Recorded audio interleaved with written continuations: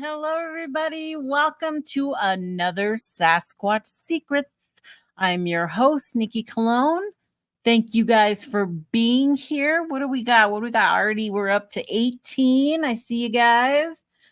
Sharon and Henry and Jen and Trackway, Angel. Good to see you guys. Thanks for coming and joining me today, and my guests, of course, and Bat Mom. Oh, who else? Who else do I see? Buckwas crew. Jerry dropped in. Good to see you guys. Mountain Man was here first in the house, saying nice see you in 5 hours. So hopefully he can make it back in here. There's Gary.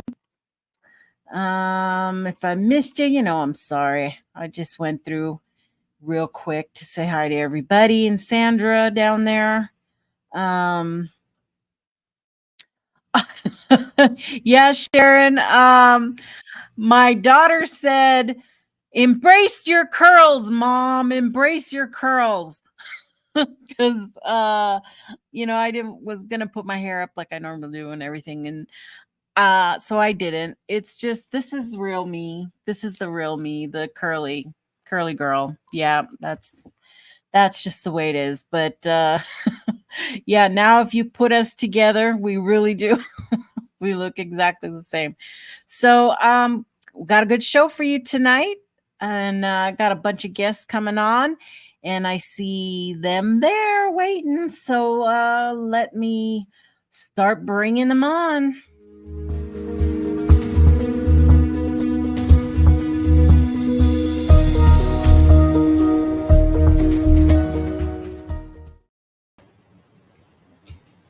Good evening. Hello, Evan. How are you? I'm doing all right. Glad to be with you.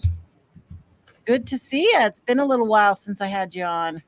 Yeah. I've been laying low mostly.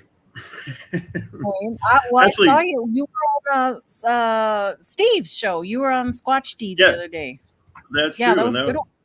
That was fun. That was fun. Yeah. For sure. Yeah. Let's bring on our next guest.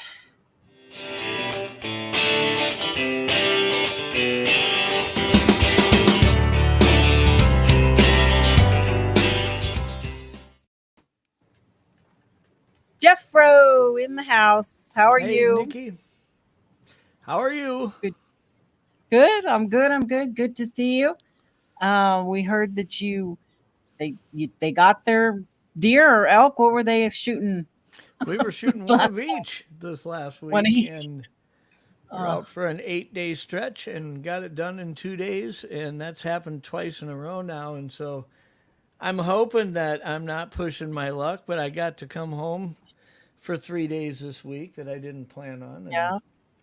You're going to get spoiled, I'm telling you. Well, got another guest.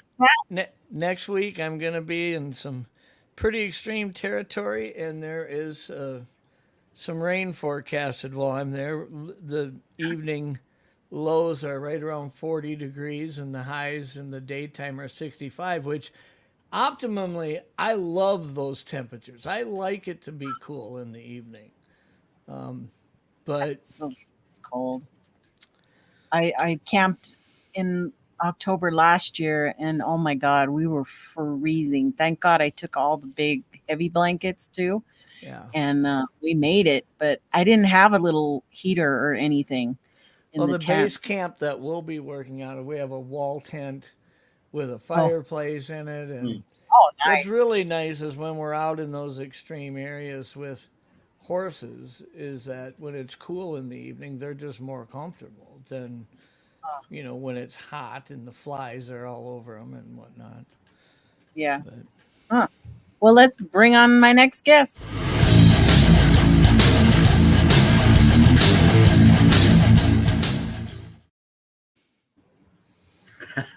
Hello. Hey, what's up? Yes. How are you doing? I'm doing great. Yeah, man, campfires are wonderful. I mean, Jeff, you're talking about perfect conditions for a campfire. And if the horses love it, even better, But yeah. Well, my experience is that when it's cool in the evenings when you're camping, if you've got the right sleeping bag and the right stuff with you, you can always stay warm. But when it's hotter than piss in the evening, you can't cool off. It is miserable. Not unless you have a creek. If you have a mountain creek next to you, you could always cool off real quick. Yeah.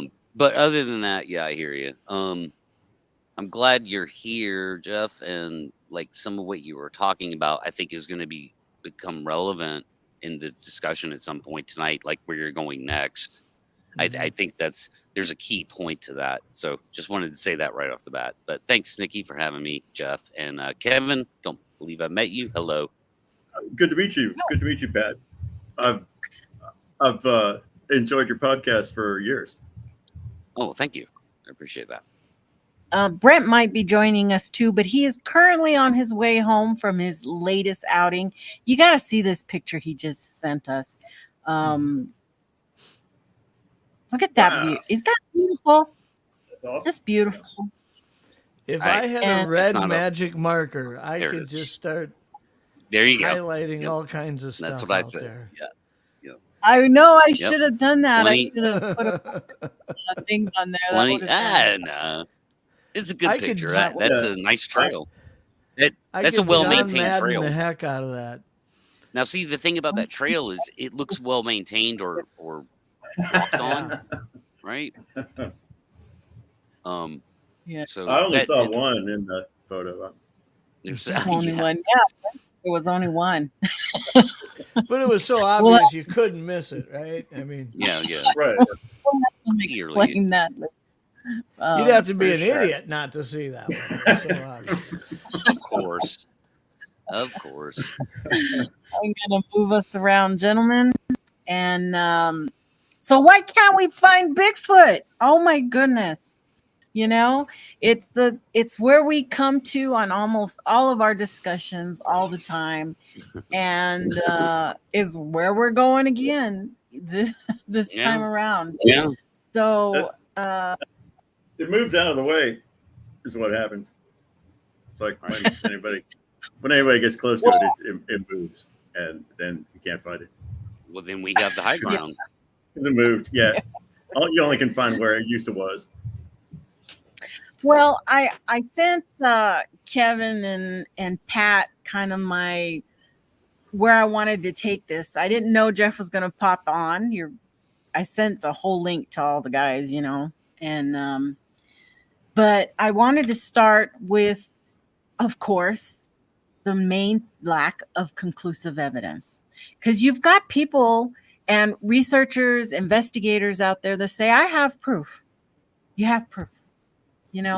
But the kind of proof that I'm talking about, or most are, is that definitive proof where science has validated it. Yeah, what they mean is probably what convinced them instead of proof. What they really mean is here's what convinced me, but that's not the same as proof. Exactly. It's not proof. The threshold of proof that's required is variable and different for everyone. And some people just simply have a low threshold of proof because they're biased. Extremely. That's very, very true. If you look at the threshold of proof that's required by science, we haven't gotten in the same room as that yet. Yeah. Evidence isn't, I think that was a Bigfoot. That's not evidence. That's just your thoughts. So there's way too much of that. There is no concrete evidence. Let's just say the best evidence we have is the BG phone. There's no, I can't think of anything better just because it's a trifecta, right? Observed, filmed observation, cast tracks from the subject of the film, and a living eyewitness. It doesn't get any better than that since then. So that's not good enough. That is true. Even for people who don't believe in that, it still has all those different elements attached to that. And there were additional elements that you could have collected and gleaned from it had it happened today instead of 60 years ago. I mean, they seen where it Yeah. stepped. They seen what it touched. They could have gotten DNA evidence from that scene had that been science at the time they were aware of to collect. You know, those there was something special about the sediment. A certain kind of sediment that had been laying there where Patty walked from the flood. It was a very unique situation, a very special type of sediment. And I can't remember who it was. Somebody went back up there 6 months later, and those footprints they were still there in the sand. Yeah, a little distorted from weathering, but they were still there 6 months later. So yeah, I mean, it would have been a good opportunity for DNA, but it was 1967. Nothing we can do about that, right? You know, that's what it is. And if it had been later, then it probably would not have been film, which adds to the value of it immensely, of the fact that it's photographic film. It would have been digital, and likely the audio captures that would have accompanied it would have been incredible. Right, that's true. Yeah. It's all trade-off, I reckon. But but the film aspect of it, the film aspect of it just seems underappreciated to me lately. A lot of people don't even realize this. I think I don't remember hearing what your stance was, Kevin, on the P&G film. Oh, I'm a pushover for that thing, man. I'm like hook, line, and sinker. That's the real thing. But I realize that's not necessarily. It's nothing more. Defensible. Yeah, it's really nothing more than a controversial film. Like that's what it's boiled down to. Its lowest common denominator. It's just a controversial film. Another way of looking at it is that science is catching up with that document. And I'm thinking of Meldrum's work, you know, and I don't want to oversell Meldrum, but he's after, you know, his lecture about that film 50 years later is really pretty amazing. It's compelling. It is, but you can find a debunker that is equally compelling, and that's why I say it's become an equivalency of itself. It's just controversial. That's it. Now, some scientists find it interesting. It's roping in a lot of new interested people. Sure. Or like at least that's how it hit me. Yeah. When you do a search for Bigfoot, that's the first thing that, you know, will pop up. So newbies are definitely drawn to that, drawn to the story, drawn to the background. And I think we'll forever be talking about it. I know a lot of people, I know Henry out in the chat has mentioned, you know, why are we still talking about it? You know, because we've all been talking about it. I've watched everything that MK Davis put out, you know, about that thing, and no, there's not much to discover there. It's been cleaned up as good as it's going to get, but the point is like you say, lack of conclusive. I mean, if somebody could quantify, if somebody could ever quantify how it could ever be cleaned up better, then stabilized, digitized, I don't know how it could ever get any better. Well, if they found an earlier version, if they found an earlier print of it, or the original, if they found the original, then that might offer something new. But I don't think that's going to happen. I don't have any. Probably, I have no faith that's going to happen. That would have happened by now. I'm pretty sure that original is dust by now. I think we're going to be put on a serious holding pattern for that stuff. But that would be exciting though if that were to emerge. That could offer some new info. But I agree with you. If the documentary ever comes out and enlightens us all, so I highly doubt that. No kidding. But it just goes to show, like, again, back to the lack of conclusive evidence statement, is that the PG film is the best evidence there is, and it's nothing more than a controversial film. So, like, there is no conclusive evidence. There is no concrete evidence. And even if the PG film was good evidence, it has to be repeatable before it actually qualifies as scientific evidence. You have to repeat it. And that has not happened. I'm sorry. That would help a lot. That would definitely help a lot. Right. Well, yeah. That's what we're having a problem. Yeah. Is being able to repeat your incident, repeat your encounter. It's not happening, you know. Well, most of science is going to consider any data that you're considering. My dog's in any research. Once is a coincidence, or once is a fluke, twice is a coincidence. You need 3 times in order to establish a pattern. Yeah. And, you know, until we get 3 PG films of that level to is that even possible anymore? I mean, yes. Yes, it is. I'll get into that later. I don't want to dive into that ship now. I think that the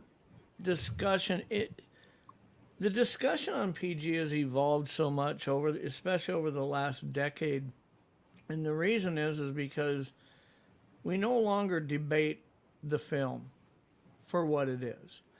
We debate the backstory. We debate the narrative behind it. We debate the motives.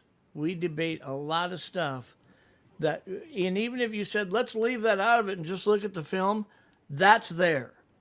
That's in the back of your mind as you're trying to analyze that film. Do I see a seam in something? Does something not look natural? You're thinking, well, so-and-so said this, and this guy said that. And it has gotten to where we're no longer researching the data of that. We're researching the backstory and the narrative that, unfortunately, can't be analyzed on its own. It carries enough weight that it pisses in the pool of, does that film look real? Right. Yeah. Exactly. And I'll say this: lack of conclusive evidence isn't a reason why we can't find Bigfoot. It's simply a data point as to we haven't yet. That's it. We haven't yet found Bigfoot because there is no conclusive evidence. It's not why. It's not everybody why. agrees that a specimen would satisfy this criterion, right? Of course it would. And it would just be a question of how could it big, not? You know? How does it have to be a full specimen, or could it be? No, I mean it wouldn't. Like how much of one do you need? I honestly believe that you'll have skepticism on any level, short of dropping a body in a Walmart parking lot. Yeah, I think anything short of that, you will have skepticism. Right. Well, you're always going to have skepticism, even with the Walmart thing, but it's a matter of how much. Yeah, if you had a finger of a Sasquatch, but are you kidding me? That'd be a gold mine. Just a finger, that'd be a gold mine. Right. Yeah, but because that is a viable biological sample, man. That's meat, bone. Yeah. You could learn a lot. It's everything you learn a lot need. from that kind of a sample. Yeah, it's everything you need for DNA. That's for damn sure. And the finger itself would have a biological fingerprint, if you will, of we don't know what the hell this is. We have nothing in stock that matches this, you know. And we have a specimen of every known everything on the planet. Every known finger. Every known everything. Not all known fingers. At the same time, we still have even a very even the scary eye finger. You know, I'm sorry. There's still a great deal of the fossil record that's missing. And we know they're out there, but we have not found them. You know, you have to be in some crazy far off place deep down in some cave somewhere where the conditions had to be perfect to maintain that preservation. And then you got to find it. That's fossils. Yeah. And then you got to find it. Yeah. So it's going to be hard. I mean, it could be out there now underneath. That's what site. I don't know. That's what I wanted. We have a specimen of every known living thing in North America. We have a specimen of every, like, down to the smallest insect to the biggest frog, whatever. All of those things have been collected as a specimen. There's probably some undescribed insects out there somewhere in North America, I imagine. Well, I mean, yeah. Yeah. They're always If you want to get into the minutia of, like different. There's different just so kinds many of insects. There's so many creepy crawlies, man. There's so many creepy crawlies. Yeah, I said known. Yeah. No. Yeah. For sure. And I think the evolution of an insect, a creepy crawly, is an easier and probably much expedited process than the evolution of a vertebrate mammal, especially one of the size we're talking about. The variety, the variety of species of insects is the variables are off the charts. So my only point is we have specimens of everything known, and so a specimen of Bigfoot would be great, actually. And I know it's an emotional issue for people, but I don't care about that. I think it would be great too. I'm not saying how it should be acquired, but that would be just an amazing. Could you do it? Endless. Run in the forest. Could you do it? Could you? I think the next. There are people that could. Here's what I think. Yeah. Here's what I would want to do personally. If I could identify an individual that is older and that is probably not going to live much longer, I would try my best to monitor the whereabouts of that individual and put all my effort into following it and trying to find its body when it passes. Yeah, well, hell, you might as well film it at that point. I mean, that's exactly. I mean, anybody's doing. Yeah, It's called an observation. But I mean I think that would be a really good avenue to pursue if you could somehow ideal right to the heart. Ideal to like there have been reports of older, more like decrepit individuals, in the BFRO database. There's reports like that. I mean, gray ones, faces that looked more weathered, right, and loss of teeth. But then we're falling back on anecdote, and that's. No, I'm talking about how to go. An interesting idea to pursue, but it's not something it's not something present now. It could be done. It could definitely be done. It would have to be the right people, not Bigfooters. But whatever. I mean, Nikki wants to. She didn't want to get lost in the minutia here. Yeah. There are people who say they follow them every day, that they're in their backyards, that they feed them, that they this and that, but not a shred of evidence to support any of that. If you could do all that, you could pull out. You could put on a GoPro. You could pull out your phone. Like if all that was actually happening, it would not be hard to film them. It's the ideal. It would probably be. Yeah, you'd probably have a better than ordinary chance of filming it. Yeah. Yeah, but there'll be some excuse. Oh, they don't like cameras. All right, they growl at me. I'm like, you could. I promised them I wouldn't take their picture. Right. You develop. I'm sure people. You can't help but develop a relationship. I'm trying to protect them. I don't want a bunch of people over here to hunt them.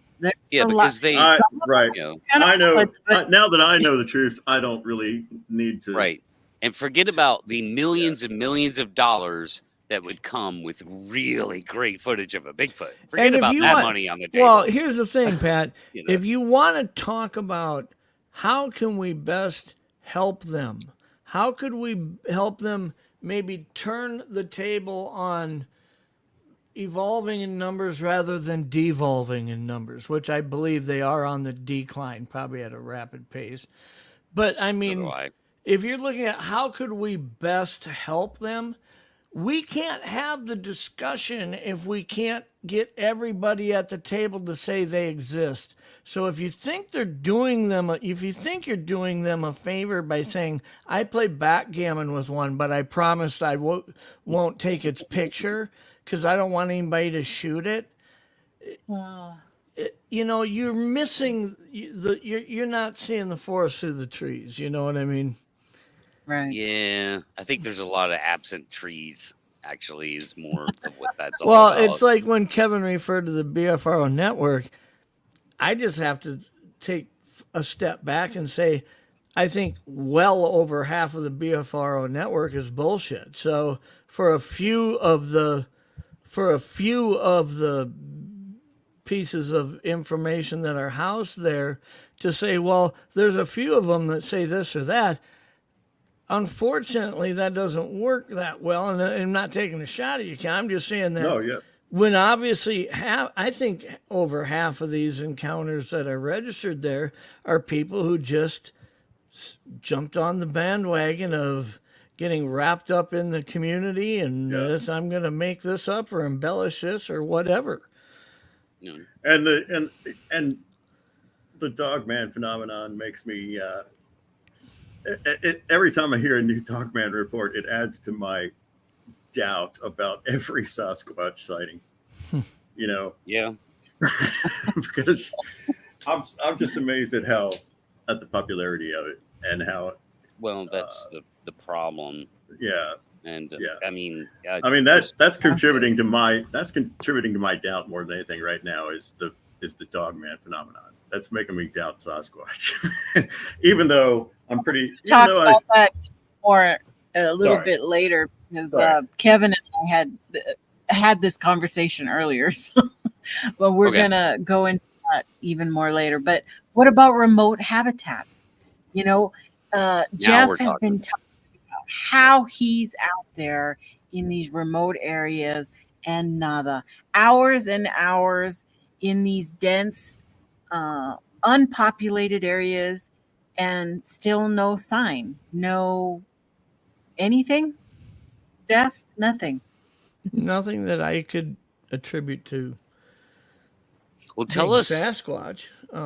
The areas that I usually spend time in Montana, I can sit on ridge tops and glass through spotting scopes at all kinds of terrain, whether it's open meadows or heavily forested elevation points. And, you know, I see a lot of different game out there in different areas.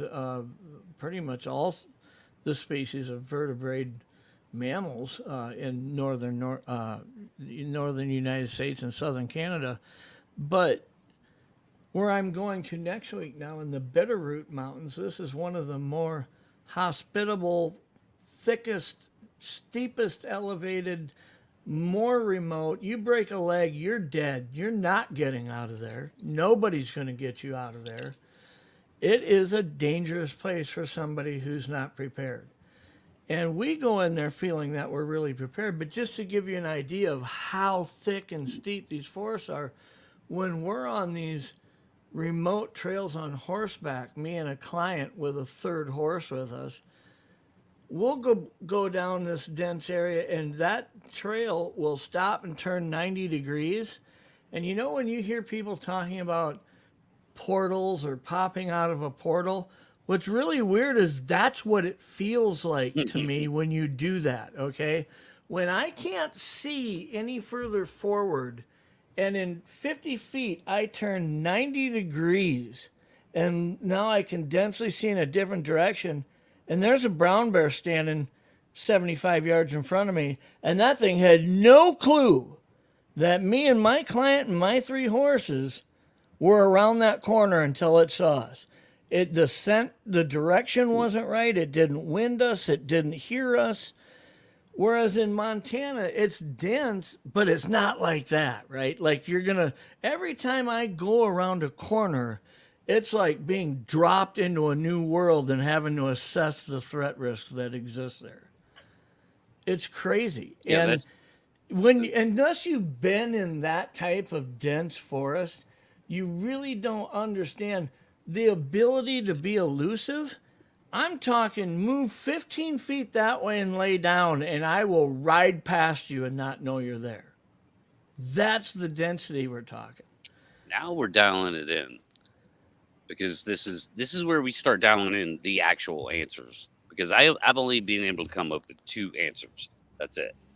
Yeah. As to the question of why aren't we finding Bigfoot, I have 2 answers, and we're starting to get into that with remote habitats and some of the things that Jeff is talking about, the remoteness, the what would have to be elusivity, right? That Jeff Meldrum is famous for saying to the press all the time is they would have to be rare and elusive if they're an undiscovered primate. They would have, and that's not speculation. That's law. And it's not just that they would have to be that. out of all of their characteristics and out of all the things that they work on improving 365 days a year in that environment, out of all the things that would have to pass on to its young, it's all centered around survival, and the biggest key to surviving is the elusivity. That has to be the key. Yes. They're not afraid of grizzly bears. They're not afraid of mountain lions. I think even when a pack of wolves gets on them, if there's 2 or 3 of them in that clan at a minimum, they're probably worried, but they're not. What they're afraid of is the unknown factor that they deal with man. And that's one of the things that we don't seem to grasp looking at them. If I gave you a camera and said, go out and get a picture of a mountain lion, and you went out into the forest that I'm in where they're there, I can sit on a spotting scope and in a 3-4 day stretch, I'll see one. And they're there. But if you think you can get within 50 yards of one when under your terms and get it photographed, right? Yeah, it ain't going to happen. The only Agreed. people that end up close enough to photograph one is somebody who was either at a compound where they're at, and that's the 99% of the pictures of them that you see laying in the branch of a tree. That Right. wasn't in the wilderness. Right. You might think it was, but it wasn't. Like a preserve. If you're or something, out yeah. on a mountain bike or you're running down a forest trail and you end up in the presence of one to where you're standing 50 yards or less from it, it's because it developed your opportunity to see it under its terms, not yours. If you think you can go out there with a camera and get close enough to film one and under your terms, you are absolutely, I don't want to use this term loosely, but you're ignorant of the laws of nature and how that works. Yeah, that would take Now- quite a bit of determination. Now, and when we factor in professionalism. a subject such as Bigfoot that has another level of knowledgeable individual thought processing, okay? It's not just survival instinctiveness. Like if I am in a deer stand and I get a deer in front of me and I rattle horns or I hiss or I do something, I can about predict what that deer will do instinctively in response. But when you're talking about humans and the way humans think, look at the most extreme examples of what a nighttime parking garage, gunshot goes off. Some people dive on the ground, some people scream and freeze, some people run for their lives, and some people draw a gun and start pointing back, right? Humans are crazy different in how they react to threats. And if this thing has a thought process like we do, you can't go out in the woods and say, this is what I expect to happen. You have no clue what's going to happen. Hello, David. How are you? Welcome aboard. Can you hear us, David? Not sure David can hear us. He looks frozen. Oh, just hold on. He popped back in. There's 2 of them now. Let me He cloned himself. Wow. yeah, he did. Kick that one out. There's high strangeness happening already. Yeah, his twin was back there. Hey, David, how are you? You hear us? Yeah, I can hear you. I just got kicked off of here for some reason. It was probably Pat.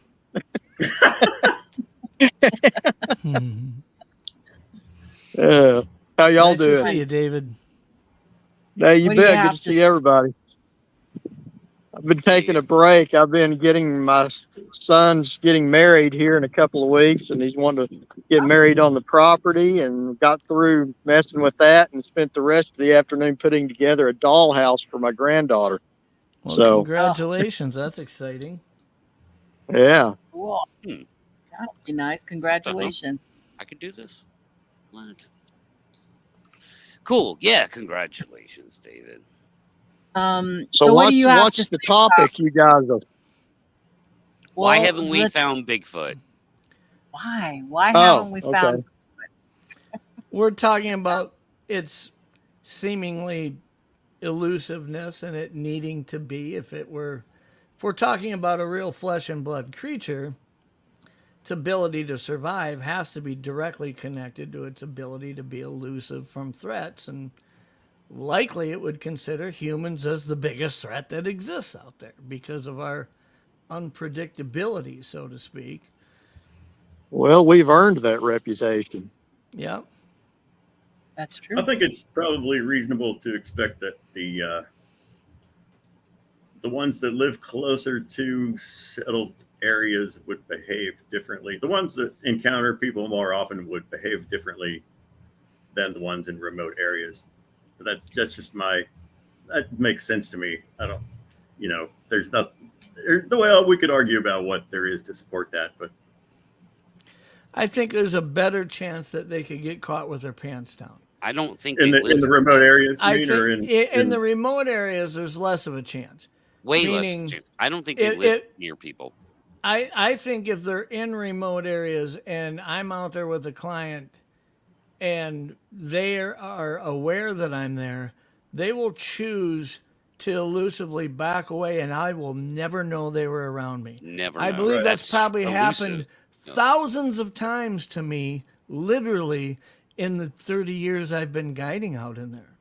It probably has. You can't know, right? That's the you whole can't thing. know. Yeah. But it's opportunity to simply step back 5 steps and not be seen, or remove themselves from that area, and it's so dense that I can't see that movement, I can't hear it, whatever. There's other animals in the area that it can use to mask where it's moving. Those types of things don't exist in a lot of these metro areas. It's a chance that if it feeds in A area and it beds down in B area and it gets water from C area and it has those 3 elements it needs to survive, to move from one area to the next, it just doesn't have the ability to be elusive like they would in heavier wooded areas. So there's a chance they do get caught with their pants down, maybe more so in those areas. I just don't think they're in those areas, period. Like, it seems to me that the remote habitats is really the only place they should be as an elusive and rare creature. They're not just going to be hanging around even rural towns all that much. They might would drift in here and there. That might explain some of the credible sightings.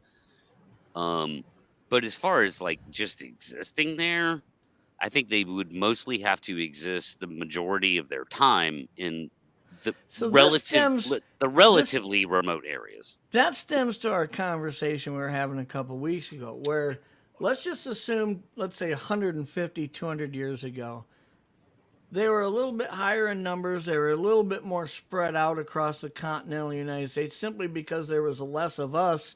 Or maybe a lot. Cities, yeah, right? Maybe a lot. They could have been spread pretty evenly, actually. Yeah, they could traverse. But as they decline in numbers, at the same time we settle, it could be that you end up with these little isolated populations of them kind of getting, so to speak, stranded in areas, right? Again, would have to be. Yeah, that's the only way I could explain it, Pat, because like I say, when we were talking about black bears, if a black bear could choose where it lives, it would choose New Hampshire, Vermont, Montana, Idaho, British Columbia. It wouldn't choose Manitoba. It wouldn't choose Florida. Okay, it wouldn't. None of them would be in Florida. And yet there's a pretty healthy population of black bears in Florida. How does that happen, right? Because they were in stranded. Big numbers, and as those numbers drew back in some areas, it's not like they can say, hey, let's take an Amtrak up to Vermont this weekend and get the hell out of this humid swamp, right? Since we're covered in black air. Yeah. They'd all leave if they could, I would think, if they knew there was a better place, right? But they don't. And so now when we start trying to figure that out and understand why, we have to start saying, how come there would be a Bigfoot in a fairly populated area? Or why would there be Bigfoot reported in these hotter, humid climates? Seems like the forage would be they'd be more comfortable here than there. these That's a different conversations. discussion. There's also the suburban deer herd, which is larger. I mean, the North American deer herd, correct me if I'm wrong, but it's bigger than it ever has been. It is right bigger now. than it ever has been. And that's most cities are actually paying law enforcement agencies and stuff to eradicate. Like, for instance, in Sioux Falls, South Dakota, where I grew up, they're killing 50 deer in the city limits every fall just to get rid of them, because if they don't, people are smashing into them with their cars, you know? Yeah. Oh yeah, don't get me started. They'd rather harvest them and give the meat to the food pantry and feed hungry people, right? Deer love suburbia. Deer love suburbia. Absolutely. Yeah, because they're safe. They're not hunted there. Right. You For the can most tame part. a deer. Yeah. You could train a deer to walk up to your apple tree and eat apples out of your hand every damn day if you wanted to. If I had sweet corn in my hand right now, I bet I could get a deer to come on camera. Like, I mean, I could turn this into a petting zoo. They're right there in the tree line. But right for the now. most part, they don't risk their ability to survive by not eating out of your hand. Right. I think one of the few predatory threats they face in suburbia is Sasquatch. You were talking back to that. Yeah, I don't think so. I mean, I just don't think so.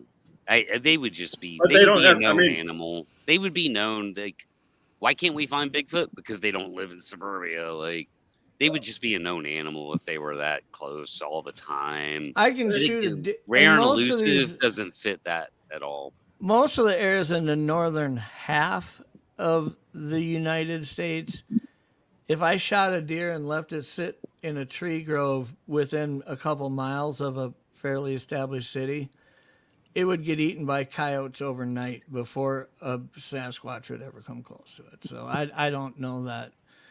I mean, there's just so many predators out there that most people who don't have a threshold of experience and knowledge of it, they would never consider that to be the case. But in about 75% of this country, you could kill a deer and leave it, and overnight, everything's gone except the bones because 8 coyotes sat there and ate it all night long. Yeah. Coyotes and possums and everything. Jeff, what state are you in, Jeff? I grew up in South Dakota. I guide elk hunters out of Montana and Idaho primarily, some Wyoming. Hey, I saw that picture the other day you posted with that big elk. But you mentioned black bears. You mentioned black bear earlier. If they could choose where they live, like I'm down here in kind of southeast Oklahoma, more south central, southeast area. Growing up, I've lived here all my life, never saw a bear. And you didn't really ever hear of anybody seeing them much down here. Now they've moved back into the state. We have a bear season now. More towards the central area of the state, the town where I have my music store, there was one in town in somebody's trash dumpster last year. Mm-hmm. And now they're saying anywhere east of I-35, you've got a good chance of seeing a black bear. I've ran into them twice down in the Comanche Mountains. Fortunately, they both ran away as soon as they saw me, which is what I want them to do. But anyway, what they do. Yeah. Point is, population in the areas, they change over time. Mm-hmm. How that may relate to something like a Sasquatch, I don't know. Well, it does relate greatly to bears, and this is something that I really enjoyed having a discussion about. I'd love to have a roundtable about it with some actual Department of Natural Resources of people who actually study these bears, because the example that I use a lot of times is if you're familiar with the show The Revenant, where Hugh Glass is attacked by a grizzly bear. It happened in South Dakota. South Dakota, 90% of the state is flat cornfields, okay? Now, prior to us tilling it up and planting corn, there's a lot of river bottoms and oak groves and things like that. And then you've got the Black Hills, which leads into the Rocky Mountains pretty quickly. But, where Mount Rushmore is and stuff in the Black Hills and the Badlands areas, I could see where 200 years ago you might have grizzlies, But where Hugh Glass's encountered, there hasn't been a grizzly bear there for 150 years, okay? But if you look in Montana, the eastern portion of Montana is flat prairie land where you have a lot of upland bird hunters, pheasant hunters, grouse hunters, and they're walking in these milo fields of 7-foot tall milo and coming up on 8 and 9 foot tall grizzly bears that are starting to live there again. They're not in the mountains of Montana. They've moved 100 miles into these prairie lands of Montana just over the last 3 years. And these biologists are baffled as to why is this happening. And I'm thinking there's a cyclic thing there that maybe when Hugh Glass was here in that time period, they were here. And for whatever reason, they aren't. And now whatever's happening, all of a sudden they seem to be evolving back into these areas. And I think there's cyclic natures to how animals move and find forage and all of that, you know. Well, there's that too, but I'll throw this in as well. You go back to Hugh Glass's time, and back there's a period of time where we of European descent were killing everything that moved. Well, that's one of the things that that movie featured on was, if you look at those, he was a trapper, and you look at all the animals they were trapping out of those river bottoms, the beaver, the foxes, all of that, that probably had a big impact on apex predators that lived in those areas. You're affecting a large portion of the forage base that they would exist on. Well, yeah, you are. But the thing is now, you know, things like that are more regulated. Places that were originally the natural habitat and natural range of these animals, like black bear, grizzly bear, I think they're kind of moving back into these areas. Like here, I remember 15 years ago, I saw a mountain lion coming home one day. No, not 15. That was further back than that. I was coming home from a gig, and a park ranger guy said, there's no mountain lions here. You saw a bobcat. I'm like, I'm not a knucklehead. I know what a mountain lion is. Now it's fairly common. People have been catching them on their game cameras and stuff out on their deer plots. Mm-hmm. Just not even a mile from where I'm sitting at my house here. About 5 years ago, my daughter and I were driving, and a mountain lion ran in the road in front of us. Not close enough to hit it, but we both saw it. And I remember she goes, "That wasn't a coyote." I'm like, "No, that was a mountain lion." There's so many mountain lions being sighted in Nebraska, Kansas, Oklahoma. That middle portion stretch of central United States rather than just in the northern United States. And I think it's really showing us that you don't need mountains to have mountain lions. I mean, not at all. They may prefer a forage base that's there, but for whatever reason, when you get enough of them in a certain area, those males that aren't the alpha males, they're very territorial.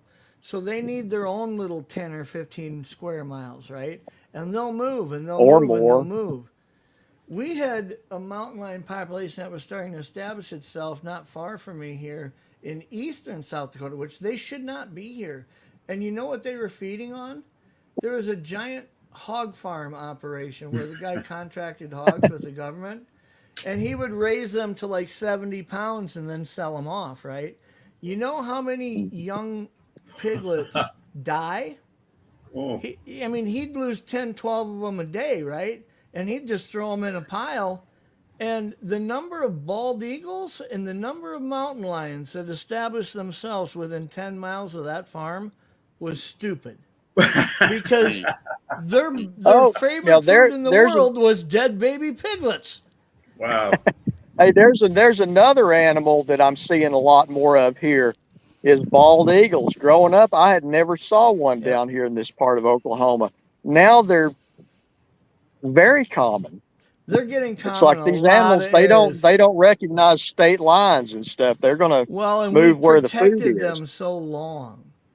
Yeah. Let me just reestablish them. So I can introduce Tate Hieronymus is in the house. What picture is that on profile? It's this amazing Photoshop of Dr. Grant leaning on Jeff Goldblum's like bare chest. Oh, I see it now. Oh my God. I'm like, wait, is that really Tate? No, but crazy. Well, welcome to the show. Thank you. He won't be showing himself. He says he's in the hot tub. Yeah, I'm in the hot tub at my house in South Florida, downing some Guinness. I thought I'd join in on this conversation. Yeah, don't. So what do you think? Yeah, Why I don't want to can't see we you. find? I don't want to see you in a hot tub, man. I don't think it is. We went through, lack of evidence. We were talking about remote habitats. You have people who have been out there in no man's land and have seen nothing, but we have people who are in parks and in campgrounds right off the side of highways who have had their encounters, and that encompasses a lot of the sightings. That just most of the sightings are not from Bigfooters. Yeah, very that makes sense. A lot of people seeing Sasquatch in parks and closer to urban areas because there's a lot more people in those areas versus actual people going deep in the woods. So that makes a lot of sense. Well, I think the vast majority of credible encounters do not come from like urban. Definitely don't come from urban areas. Well, I mean, I didn't mean urban. They might come from. They might be in rural areas sometimes. I mean, take like a couple hours outside of an urban area. Yeah, right. Yeah, that's what I mean. Yeah. So I mean, it seems to me that most credible encounters are pretty much out there in the middle of nowhere, just like Jeff's was. Some random island, I like looking at statistics with mountain lions, and the only reason is because by nature they are very elusive. They're very elusive. That 999 times out of 1,000, they will choose not to be around a human, and they will quietly extract themselves from the presence of a human. They don't want to be around you. However, when you look at states like, if you look at states like Montana, when it comes to Missoula and Butte, Montana, and Billings, Montana, Big Sky, Wyoming, these areas where there are cities, not huge metropolises, but there's cities. The majority of the sightings are, there was one walking along the fence by the grade school. There was one on a Ring doorbell walking through somebody's front yard. Somebody saw one outside of wherever. It's not out in the wilderness that it's happening. However, that does not mean there's more mountain lions in the metro area than there are in the wilderness area. Right. There's more eyes. There's more eyes to see them. Right. Have you ever seen that? Really is evident in the Bigfoot. Have you ever story. seen the clip from it was a live news shot somewhere? I think probably out west somewhere, and the mountain lion just walked right up to the reporter, and this was live. She was live on air, and she didn't know what to do, and she was being complete dumbass about it. But it just walked right up to her and kept going. I think. There's a dash cam video of a sheriff's deputy driving through Montana town, or I think it was a Wyoming town. He was in a small town, and you can see a car like a block in front of him. It's at night. You can see the taillights. And he's on his radio talking about, I'm going to pull this guy over. He doesn't have an up-to-date tag, whatever. And right in front of him, crossing the street, is this huge mountain lion. And he's like, holy smokes, this mountain lion just walked across the street in front of me, and I got him on my dash cam. Yeah. And it's like, nobody's out in the wilderness at that moment saying, whoa, a mountain lion just walked in front. It's happening because that's where the eyeballs and the cameras and the Ring doorbells and the dash cams are. And I have to believe that when you look at the numbers of sightings reported in Florida versus the number of people that exist there, and then the number of exciting sightings in Washington State versus the number of people that are there. If you're going to try to tell me that there's 6 times more Bigfoot in Florida than Washington State, I'll tell you to go stick your thumb up your butt because you're wrong. Well, yeah. Well, if we're going by the BFRO database, is Washington State, I believe, is number 1, and Florida is either number 2 or 3. As far as the BF, and that kills me about Florida, because I just when there's you like compare 20 million Florida people to Northern California and Oregon and Idaho and Montana and these places that really don't differ that much from BC and Washington, except they don't have a fraction of the number of people in Florida, right? And I think a lot of it is I don't think there's a huge population of Bigfoots in Florida, if there are any. I think what it is the different groups of people seeing the same individual or same family group in Florida, not the other way around. Let me just play the advocate here. Let me play devil's advocate. Because if that's true, then the ability to film them, to get them on drone footage, on thermal, the ability to track them, the ability to box them in should have happened by now. Absolutely. The problem is with Florida, there's just like down here, like in South Florida, it's all swamp. So unless you have a swamp buggy to get into those areas, you won't even know there's a Sasquatch there. Even if you had a thermal drone, then you got these like little islands in the middle of the Everglades they can get up onto and hide underneath. So these things could be anywhere. Then you got like Central Florida, where there's a lot more tourists. You got like Tampa and Orlando, but there's not that much wilderness for them to be in. Then you got further north, like Ocala, which still there's a lot of people. And you can get a lot more areas up there, but I just think there's way too many people. And Florida is like, there's a lot of people, but the state is not that big. You can go coast to coast on Florida in like a couple hours. Yeah, that's kind of the point, though. There's like 20 million people that live there, and it's not that big of a state. North to south, it kind of is. That's why I say I see Florida as having some very thick, inhospitable, not easy to navigate areas. Agreed. But if you look at the square mileage of truly remote areas, compared to the narrative and the number of sightings and all that, it doesn't work. Yeah, especially for a primate. Primates are not like swamp dwelling creatures. If you are waist deep in the swamp and you hear an airboat coming, what do? Right.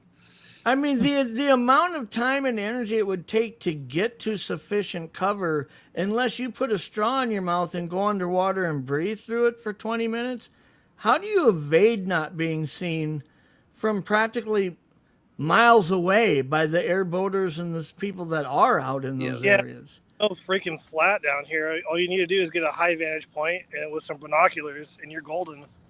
Yeah, exactly. Bigfoot's not known for like just wandering around wide open areas that are very inhospitable, like swamps that are more adapted for aquatic type creatures or low crawling things. I don't know, like alligators. That's what I was just going to say. I would have to assume that when they look at risk versus reward, which has to be a sophisticated process for them to be elusive and remain alive for so long, right?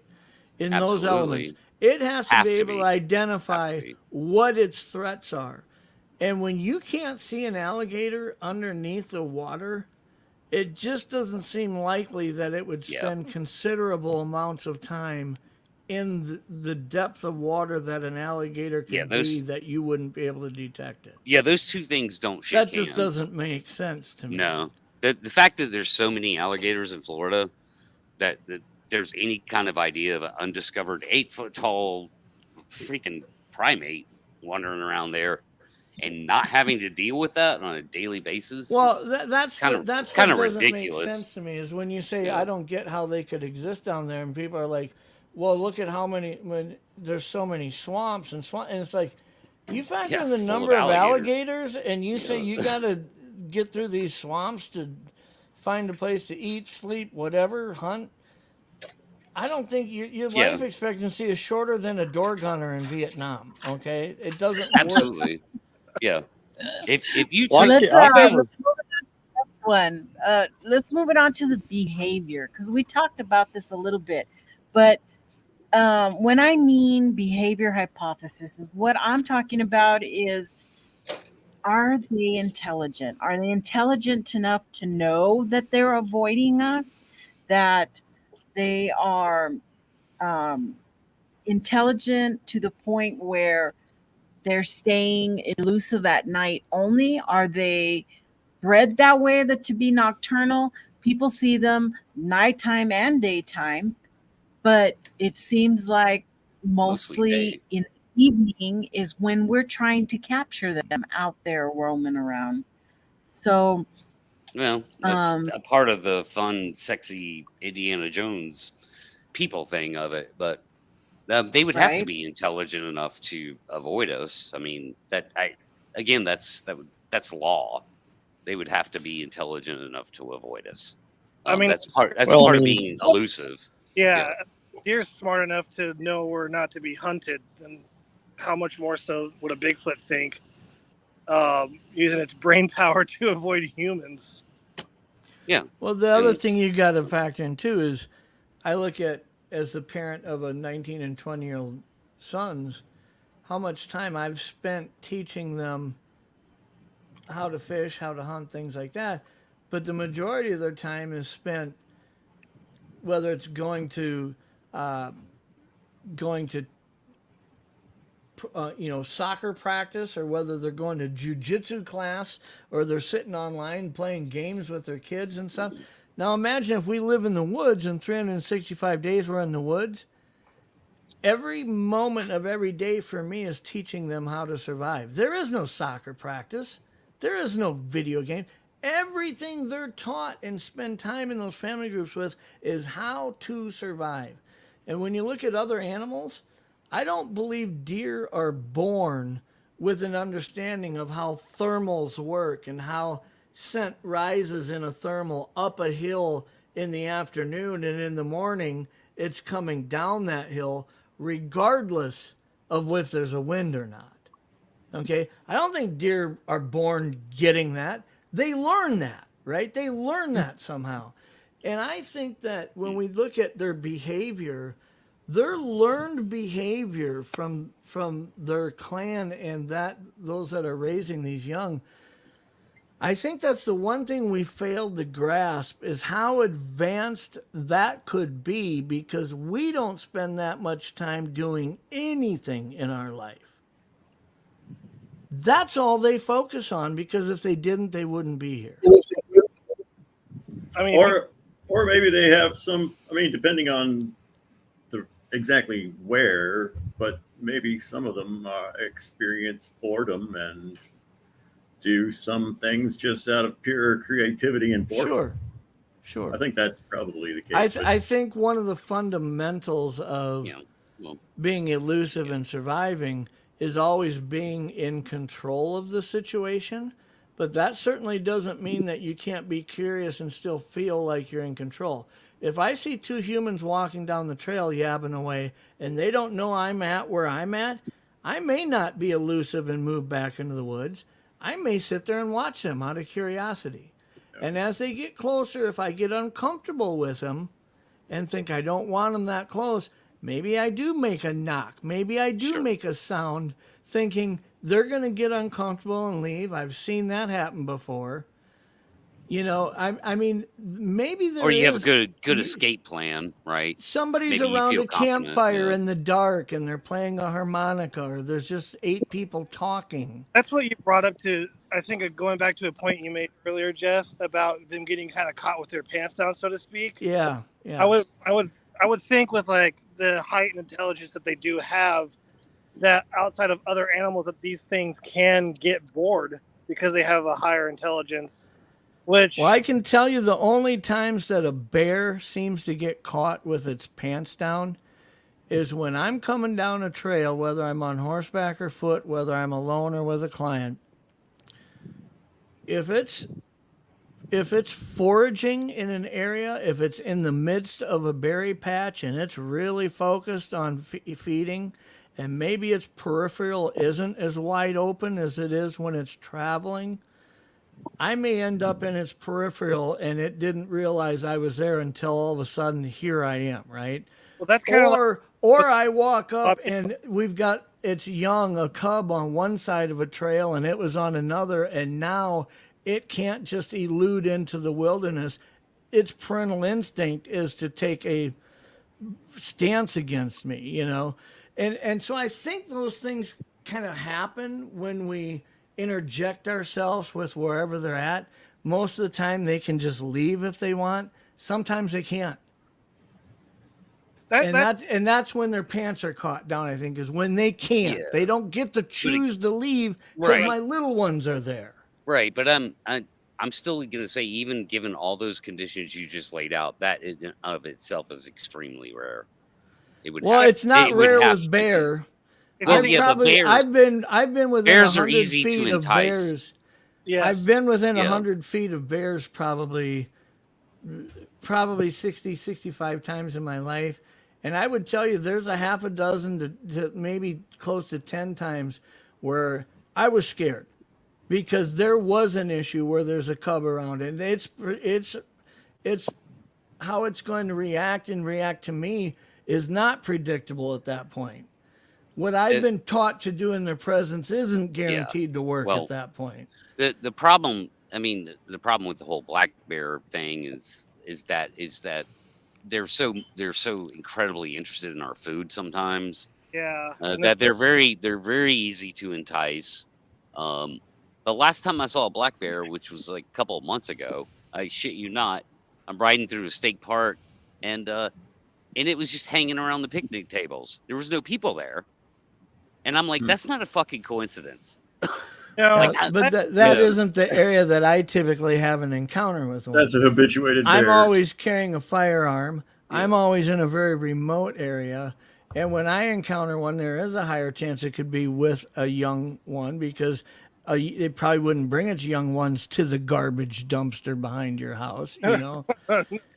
Yeah. It's different circumstances. I'm just telling you, when we compare that to Sasquatch and say catching it with its pants down, where maybe you're walking down a remote area and all of a sudden it sees you and you see it, and it didn't have that wherewithal to know you were there before you knew it was there, and it can't just walk away because its young is on the other side of you from where it is or whatever. Yeah. I don't think those things are.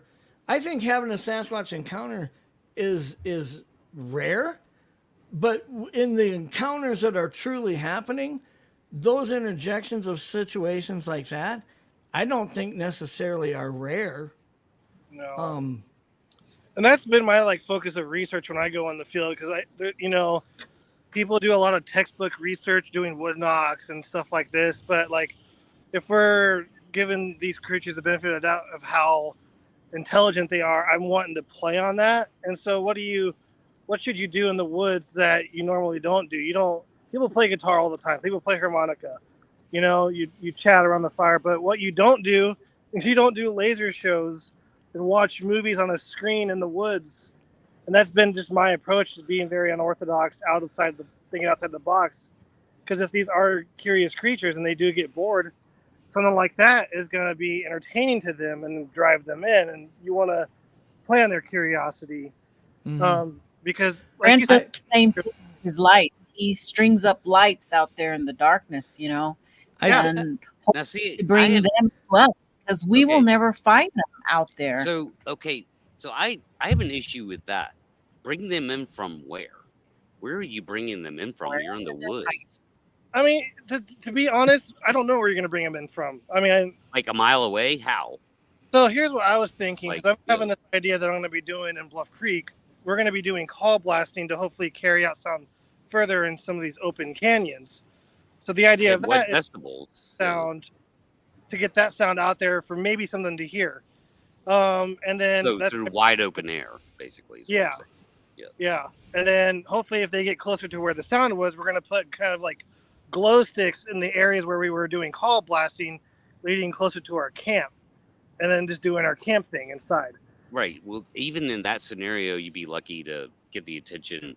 I'm uncomfortable saying a mile. I would have to see the exact geography. It's all a needle in a haystack. It's all by.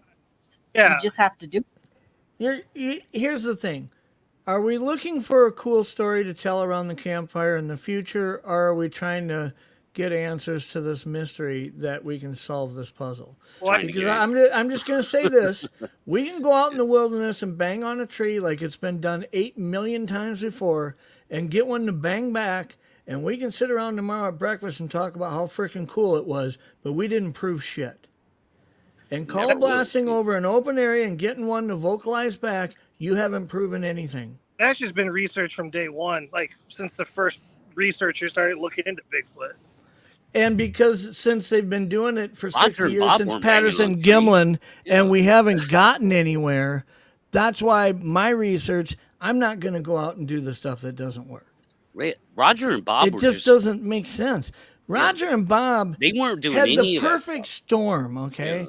They were just riding around on horseback. Yeah. They may have went out with the camera hoping they'd find one, but I don't think they calculated when we're on horses and the wind's blowing in this direction that we will have a cover scent where we might not be able to be detected. And if we aren't just walking and we're on horses, when I'm on a horse with my client, we don't talk that much. It's hard to have a conversation when we're on horses walking through the wilderness. If we're on foot next to each other, we're talking nonstop, right? They didn't realize how masked they were making themselves simply being on horseback. I don't think they did. Riding on a sandbar, not rocks, because that flood wiped out a lot of stuff, which was sand. If you go down there today, rocks. But back then it was sand, and if you're downwind, she's not going to smell you. And then it goes kind of back to kind of being distracted. She was drinking from the creek, from what they remember. Mm-hmm. So her peripheral shrunk for a moment. Yep. And right. They caught her off guard, and so they were downwind. They were virtually silent, and she was drinking water. So not only could she not see them, but she probably couldn't hear them too. Sure. Yeah. You know, my point is that they weren't banging on trees. They weren't banging on trees or making whoops or call blasts. They were just riding around on horseback looking for really tracks.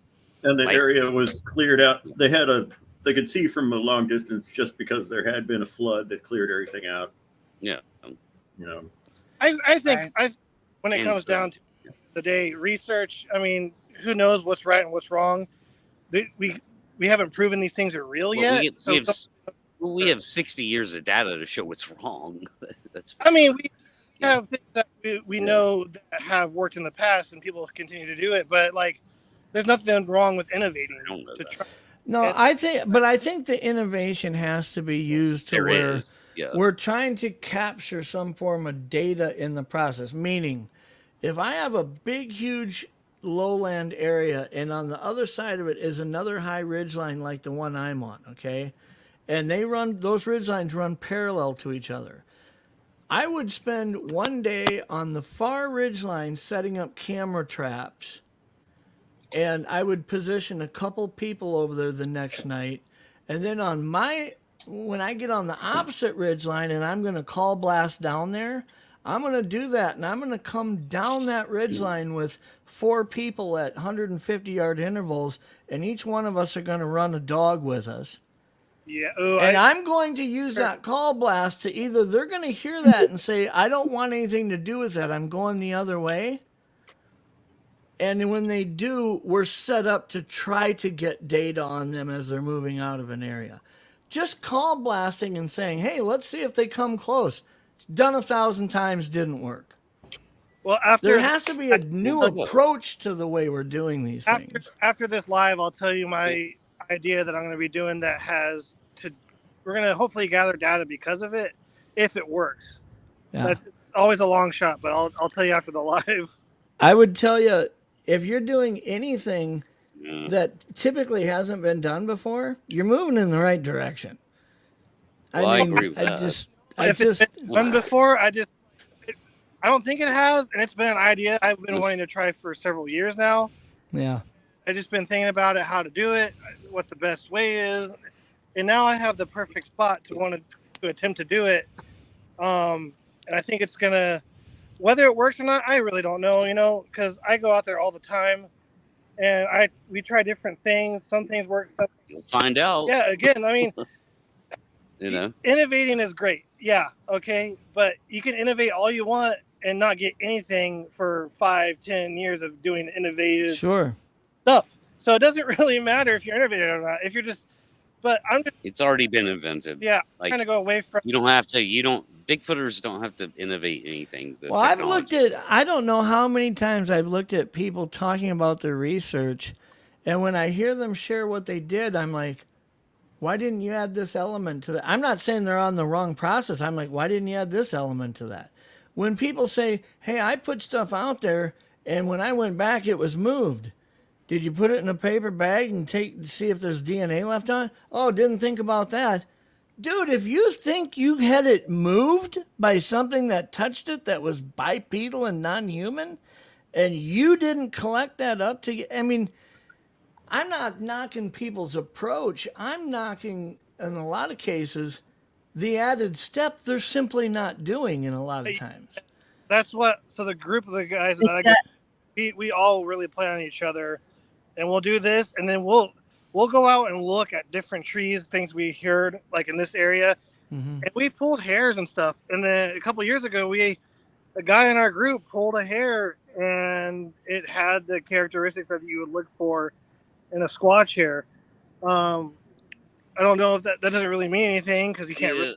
Well, it uses the process of elimination.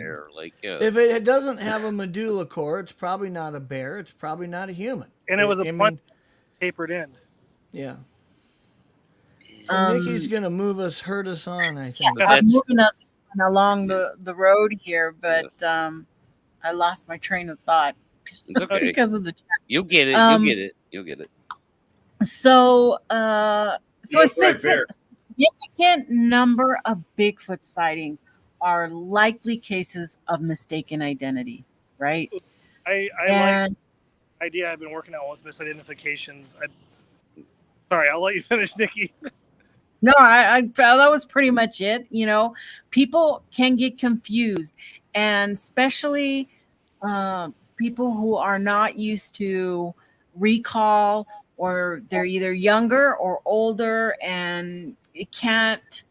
I know I tend to be able to look at things and try to recall exactly what I've seen, but not everybody's built that way. They will just see a big black blob out there, and that's a Bigfoot. And I think and when you put it into a encounter story or into a report, it's just, it's all about the person doing the interview, and if they can establish the credibility of that report. My approach, because I did a documentary and I touched on it for like a 4-minute segment in one of my videos. But so I personally, and this is not like misidentification of like a stump or a bear or something, but I have had issues with sleep paralysis in the past. And I know my aunt has had it, and I know other people. And depending on who you talk to, some will hallucinate and some won't. And so I'm wondering, because there's been stories I've heard of people being like, oh, I've been camping in this really weird spot, and I woke up all of a sudden, and I couldn't move. And I was seeing the shadow figure thing. I'm thinking, okay, what are the causes? What causes sleep paralysis? For one, sleeping on your back is a trigger. Like if you're sleeping on your back, that will help, induce sleep paralysis. But there's other factors in there. Irregular sleep, which a lot of time Bigfoot researchers are often doing because they're up at odd hours of the night for long periods of time. Also, psychological stress. It's stressful out there in the field sometimes. And you're adding all these different things on top of it. And if you're already prone to it and you get sleep paralysis and you hallucinate and see something, then you're going to connect the two. Like, I was in Bigfoot country and then this happened. I think it was a Bigfoot. when in reality, maybe it was a common mistake of sleep paralysis. So I've been really kind of going down that road to see if there's a correlation. And I've talked to a few people that kind of have the same hypothesis as I do. So that's something I'm kind of tracking down. Yeah.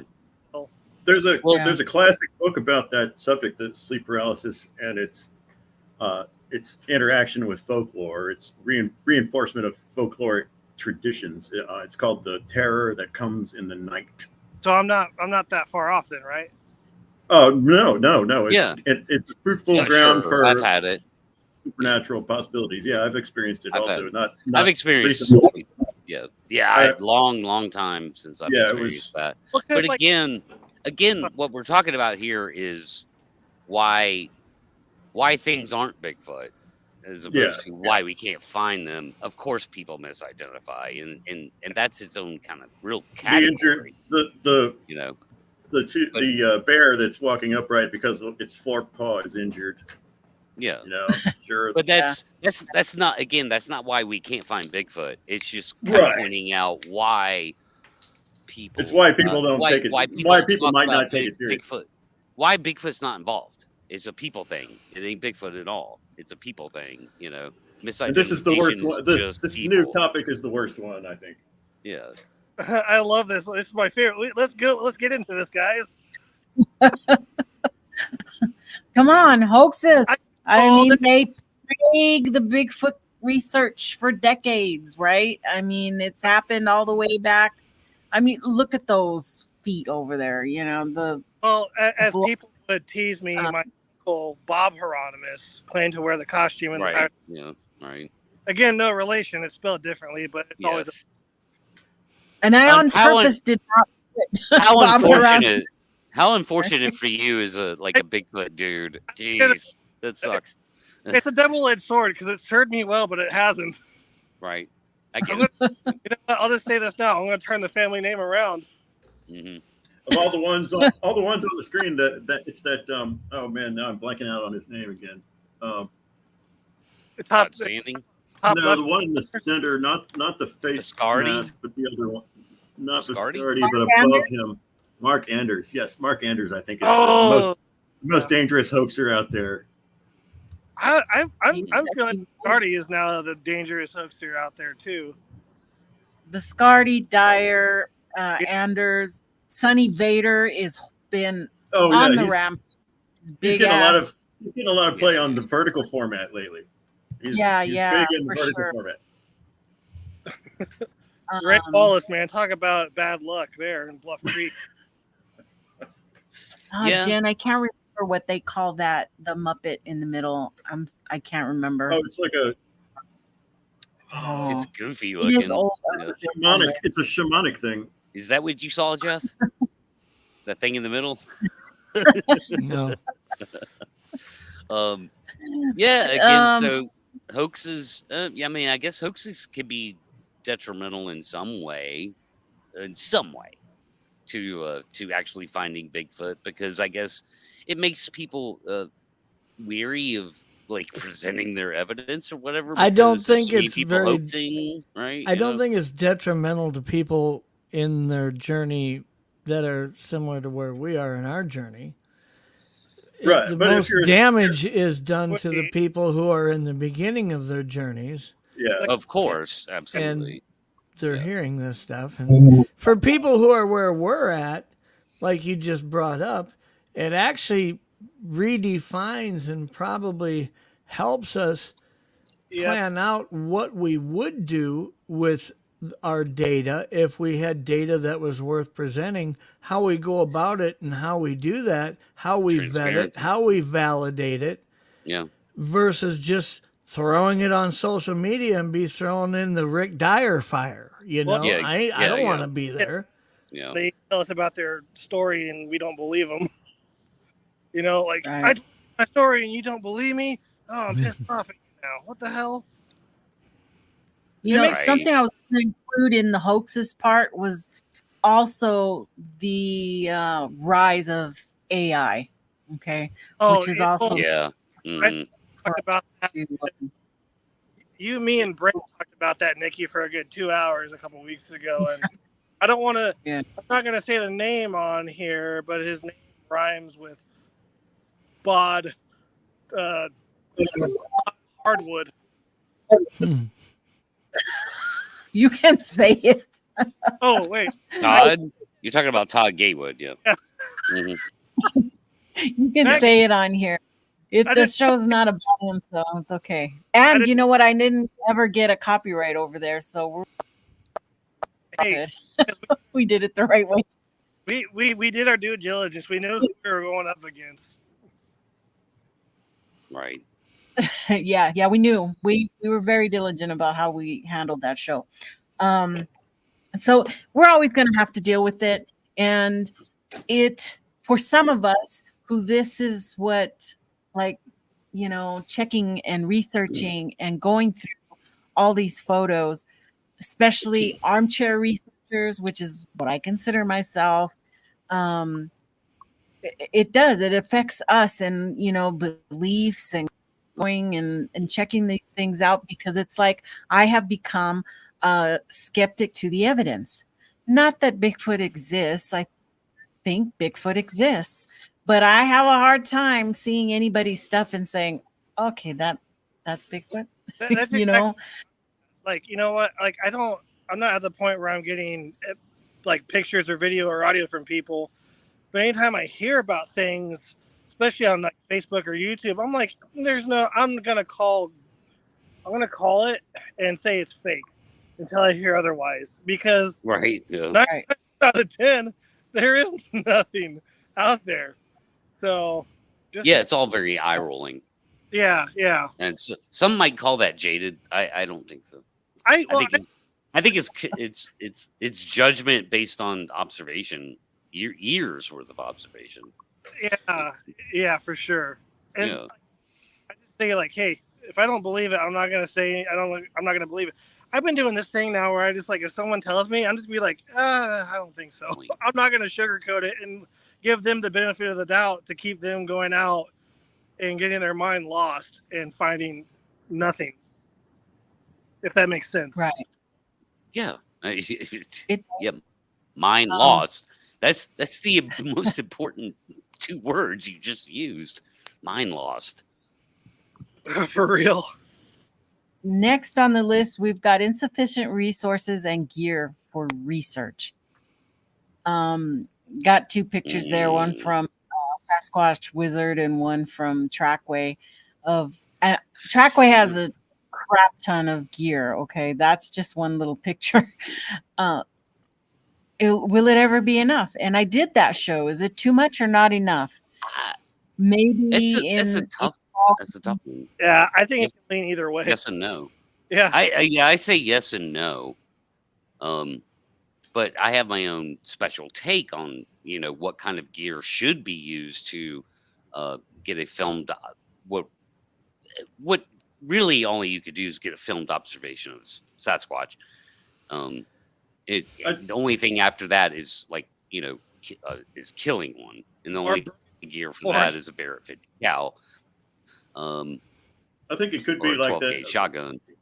The treatments for AIDS have been satirized as money is the cure for AIDS, and it could be the same thing with Sasquatch. I mean, money could be a limiting factor in discovery. It's just using the right technology. Yeah. The thing that we have to remember is, a long time ago, they went to the moon with less computer power than what I have in my phone. Yep. And what my phone can do video-wise is 1,000 times advanced of the equipment that Patterson-Gimlin had. 100%. We aren't talking about the technology in order to be able to get to where we need to be. It's the approach. It's the narrative that's poisoning everybody. It's the idea of this is what works and this isn't what works. It's people in this field who say they're trying to solve the mystery, but they present all their ideas and opinions as facts. This is what's ruining these efforts of others, because they're being influenced by tainted knowledge, so to speak. Entertainment. Entertainment. Yeah. Always brought in the form of entertainment every single time. And what's crazy is I was in South Florida with a buddy of mine at RPG just like a couple months ago. And we kind of determined it's not the equipment that you're using so much as it is the person that's using the equipment. And that's where money would make even a bigger difference, I think, than buying equipment is having dedicated observers who are, you know, who are going to be there even when they don't want to be. Half of this country, there's 150 million people who own a fishing rod, and not all of them catch fish. I just don't think they have the patience to catch fish. Because in this day and age, people they watch TikTok videos. That's like, what, 30 seconds? No one goes decades without catching a fish and trying. Yeah. No, that's not a thing. So you can catch a fish, and you can catch an undiscovered primate. You know, our species can do it. The problem is there's only a couple of hundred people trying, and when I say the problem in 60 years since Patterson-Gimlin isn't that the Bigfoot community hasn't proven anything better yet, brought better proof, considering the advancement in technology and drones and cameras and audio recording and all that, right? The problem is that outside of the Bigfoot community, the number of people in science, in the outdoors, and in the hunting and remote communities that are out there with technology, that they haven't accidentally brought something better than PG is a bigger problem for me than that our community hasn't done it. Because that's where it should have happened. Jeff says that he is, That's where it should have happened. Out of the 40 guides that I network with that collectively have 200 and some thousand hours through a spotting scope, and we don't have one recorded yet doing that, that's a problem. Could it be that they just don't want to information that they got out in the field just out of fear of ridicule and professional career suicide, I guess? Well, that might be why they wouldn't go on ESPN and say they got it, but that isn't why they haven't said it to me or other guides. I can go up to guides and have conversations and say, have you ever had anything happen out there that you couldn't find a natural explanation for? And this is like a brotherhood, man. If you would have experienced that, you would. Most of the guides I network with know about what happened to me at 18 years old in Manitoba. They know what happened to me. And I'm telling you, they're out there and they are not seeing it. No, I agree. And you look at the number of, we talked about this, the DNR programs in Montana and Wyoming that are aerially flying either planes or drones doing counts on wolves and bison and elk herds, and we're talking thousands of hours of reconnaissance ran in these areas. They're not accidentally catching a Bigfoot. Nowhere. But it makes me wonder, like, how, okay, again, going back to intelligence, you're talking about something that wants to remain hidden, right? Then you add up the thing of missing people who go missing like all the time in the woods, and they want to be found. They're trying.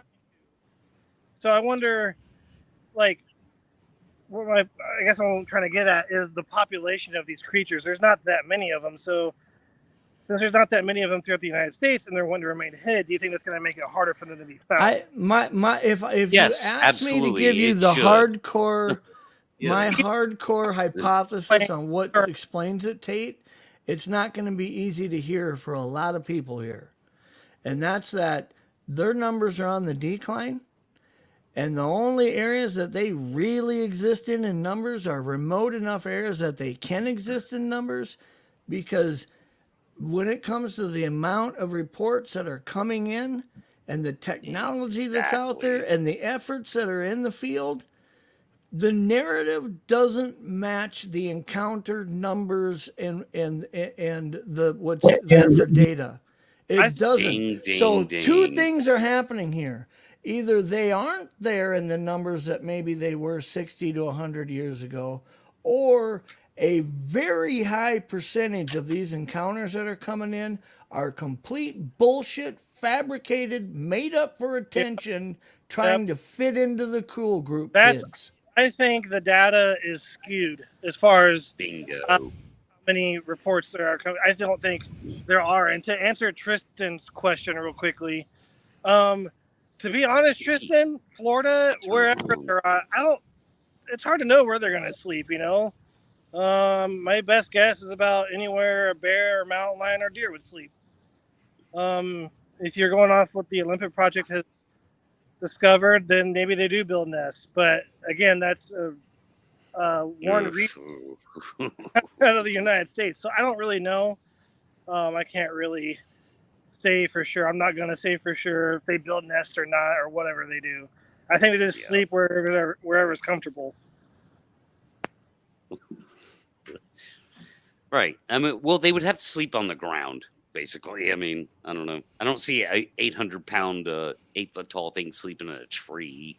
Sleeping on a branch in a tree. Yeah, they would. Are you saying they can't suspend in the air or turn into an orb and float? Well, maybe they're magical beings, and that brings up the second explanation. You know, why the title of the show, right? Why can't we find Bigfoot? Maybe they are actually above us, like in some mysterious way that we simply don't understand, that's unknown and unexplained. What? Okay. Why everybody's here? What is everybody like? Flesh and blood. So I'll go first. I'm a flesh and blood believer. I want to hear everybody else's thoughts. I'm only interested in the truth. I have no vested interest in what I want Bigfoot to be. I have no emotional attachment to what I want Bigfoot to be. Based on anything you've discovered or found in your research over the years, what would you have to lean towards if you had a gun to your head and you had to pick one? What would you lean towards? Undiscovered primate, but that's just a starting point. Yeah. Mm-hmm. But natural, like a natural, physical animal. Well, that's what an undiscovered primate would be. Yeah. An undiscovered primate would be natural. Yeah. I mean. Okay. I mean that's. Sorry. Yeah. I mean. Yeah. So I don't know. I don't even know how to quantify unnatural other than unexplained. So Bigfoot's either unexplained and something we'll never understand, or it's a primate. Yeah. Mm-hmm. All right, Jeff. You want to go first, Kevin? Well, yeah, I pretty much agree with what you guys were just saying about the let's move on undiscovered primate idea, the flesh and blood primate. That's what makes the most sense to me.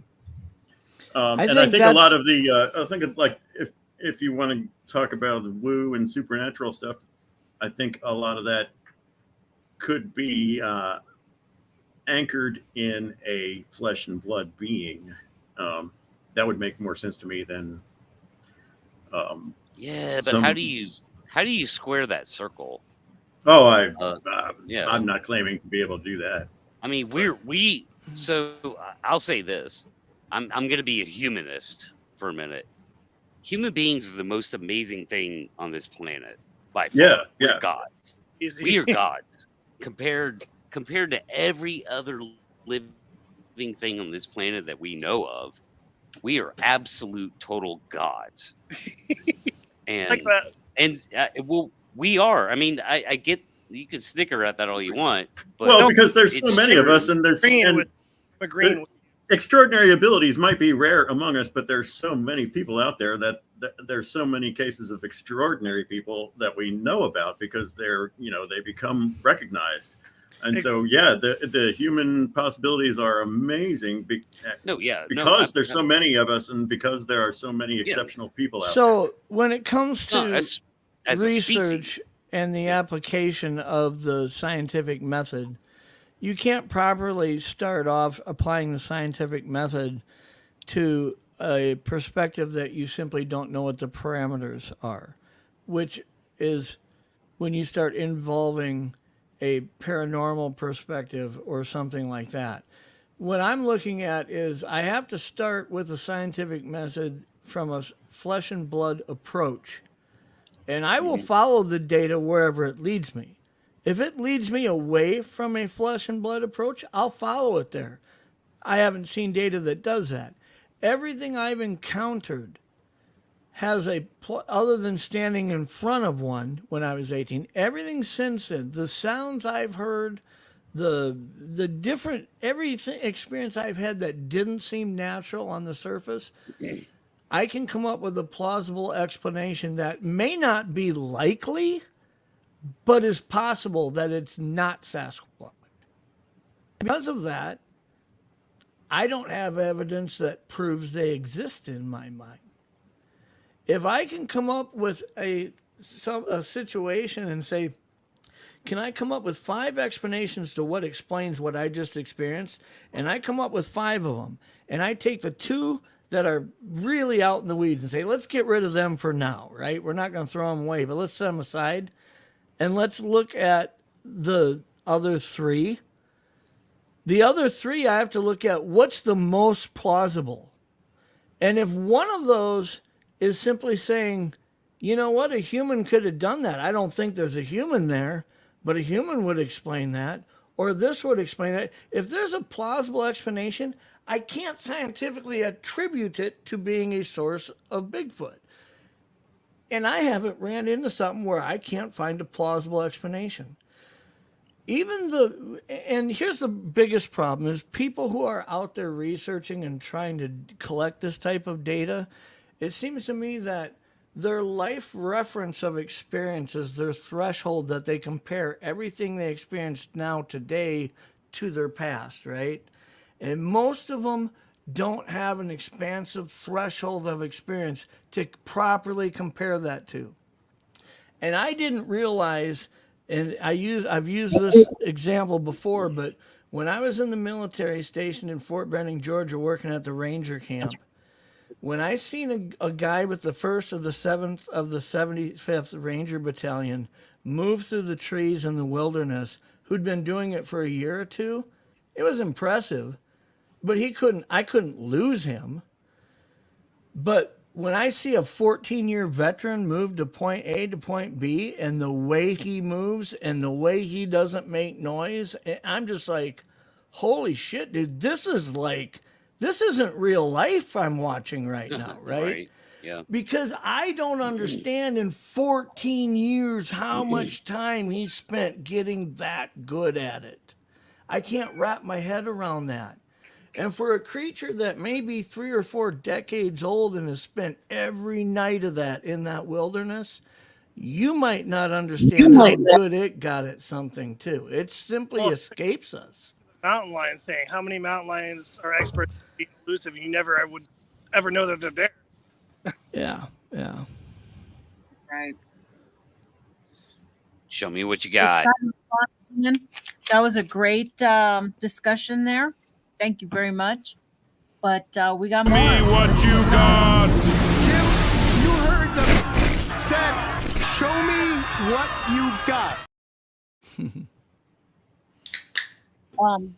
Just in closing, I was going to say Bigfoot's elusiveness remains one of its most compelling mysteries. You know, I think we're going to keep the debate alive, all of us, forever, probably. So Yeah. it was a great conversation. Thank you, everybody in the chat, for your questions. And what do I got? This was going around Facebook there of this photo. I saw that somewhere. Yeah. Did you see that? This Boise Bigfoot group. Oh my God, they are like not putting out great stuff. They are just eating the fire of crap out there. To me, it looks like there might be a beaver back there because of the size. If you look at the original, it's tiny. Photo, yeah, it's tiny. It's not a baby Bigfoot. The head shape even looks like it looks beaverish. Yeah, beaver hardly know her. And I don't say that. Yeah, I don't say those kinds of things that often. But yeah, that reminds me of the. It reminds me of the Larry the Cable Guy episode with these where they're butchering a moose in Alaska. Oh God! and there appears to be a Sasquatch watching from the distant background, and he so moves. who always gets photos? They're showing you what they got. I see that came from Tommy. Showed us what they got. This is the next one that came out. No backstories. Okay, this doesn't have any backstory on it. Oh, it's the photo cute. on the left, the one that was posted, and the one on the right is what I blew up of people saying. It looks like an ogre. I left. Yeah, I left a comment saying, "Well, where's the photo before and the photo after?" Because it did turn out to be a trail cam photo. So there's got to be more to the story, right? But people don't. It looks like a cute little 2 foot tall ogre. Hey, buddy. It did, right? Up? I think that does look like a troll or something there. And it's it's at almost 6 p.m., which is about an hour and a half before sunset in these areas, to where, well, actually at that time of year it was probably about 2 hours before sunset. There's long shadows. It's when there's shadows all over in these wooded areas like this. I mean, to me, it nothing's looks like a Halloween mask. It looks like a Halloween mask, and it's in the direct sun. Yeah.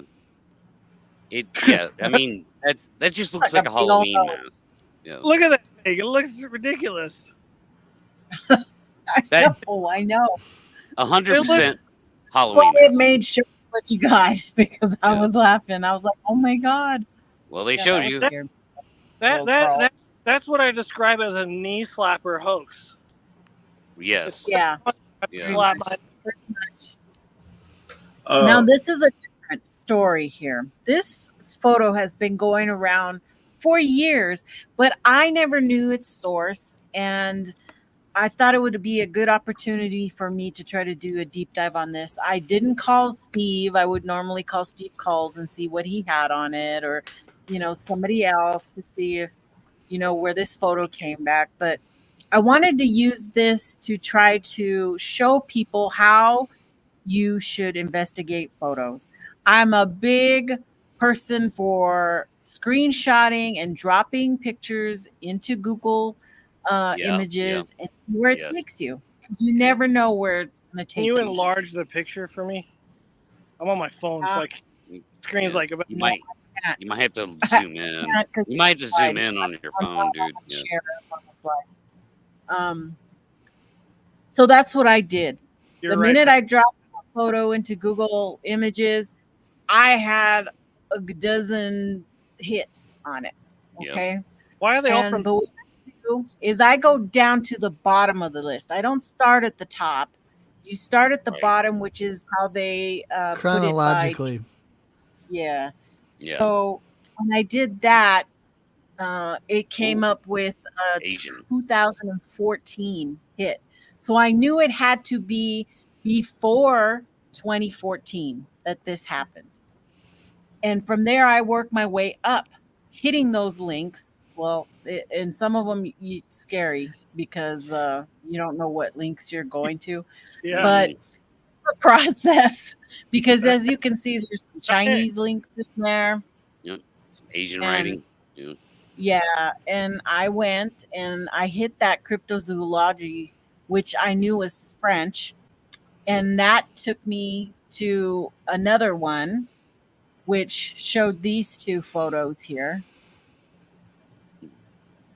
Which in turn, up at the top, it says Bigfoot in Price, Utah. So now it gave me a location. So keep that in mind. And I went and I ended up finding an article or a photo of where it was in a newspaper. But when I zoomed in and blew up so I could read what was at the bottom, it came up with the name of, oops, I put that in the wrong way. Daryl Smith. Okay. Who was a researcher in Utah. And it turns out that was his creation that he used as a promotional creature for their conferences in Utah for many years. Yeah. So I wonder if like you can. I wonder because obviously he wasn't doing a hoax, right? From what I'm getting. No.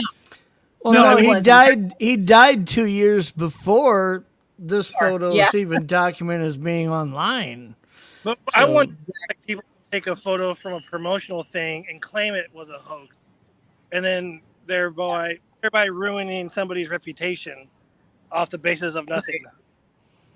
Exactly. Sure. And as I'm looking through this website on the Utah Bigfoot Files, there's Price Canyon is listed on one of their things. So that's how Price Utah or Price Canyon got involved in my search. But that is, it just takes you some time. Now, as I'm going up that link, I also seen all of a sudden there's RMSO. So I hit the link to Rocky Mountain, and he did have the same stuff there. Yeah, of course. Yeah, Obviously did the same thing I did. It's like with the whole Roger who has the rights to the Patterson-Gimlin film. There's Bob Gimlin and Patricia Patterson, which you proved by just going and doing a search. I'm like, I feel like an idiot sometimes. Like, I'm gonna be done with this conversation. You just gotta, try to follow up. I didn't know if I was going to be able to find the copyright for the PNG. Fine. When he was like, It took me a little while. Yeah, of course. I mean, it's a very famous film. The PG film is right. It's up there with Zapruder. So. Well, it's like it's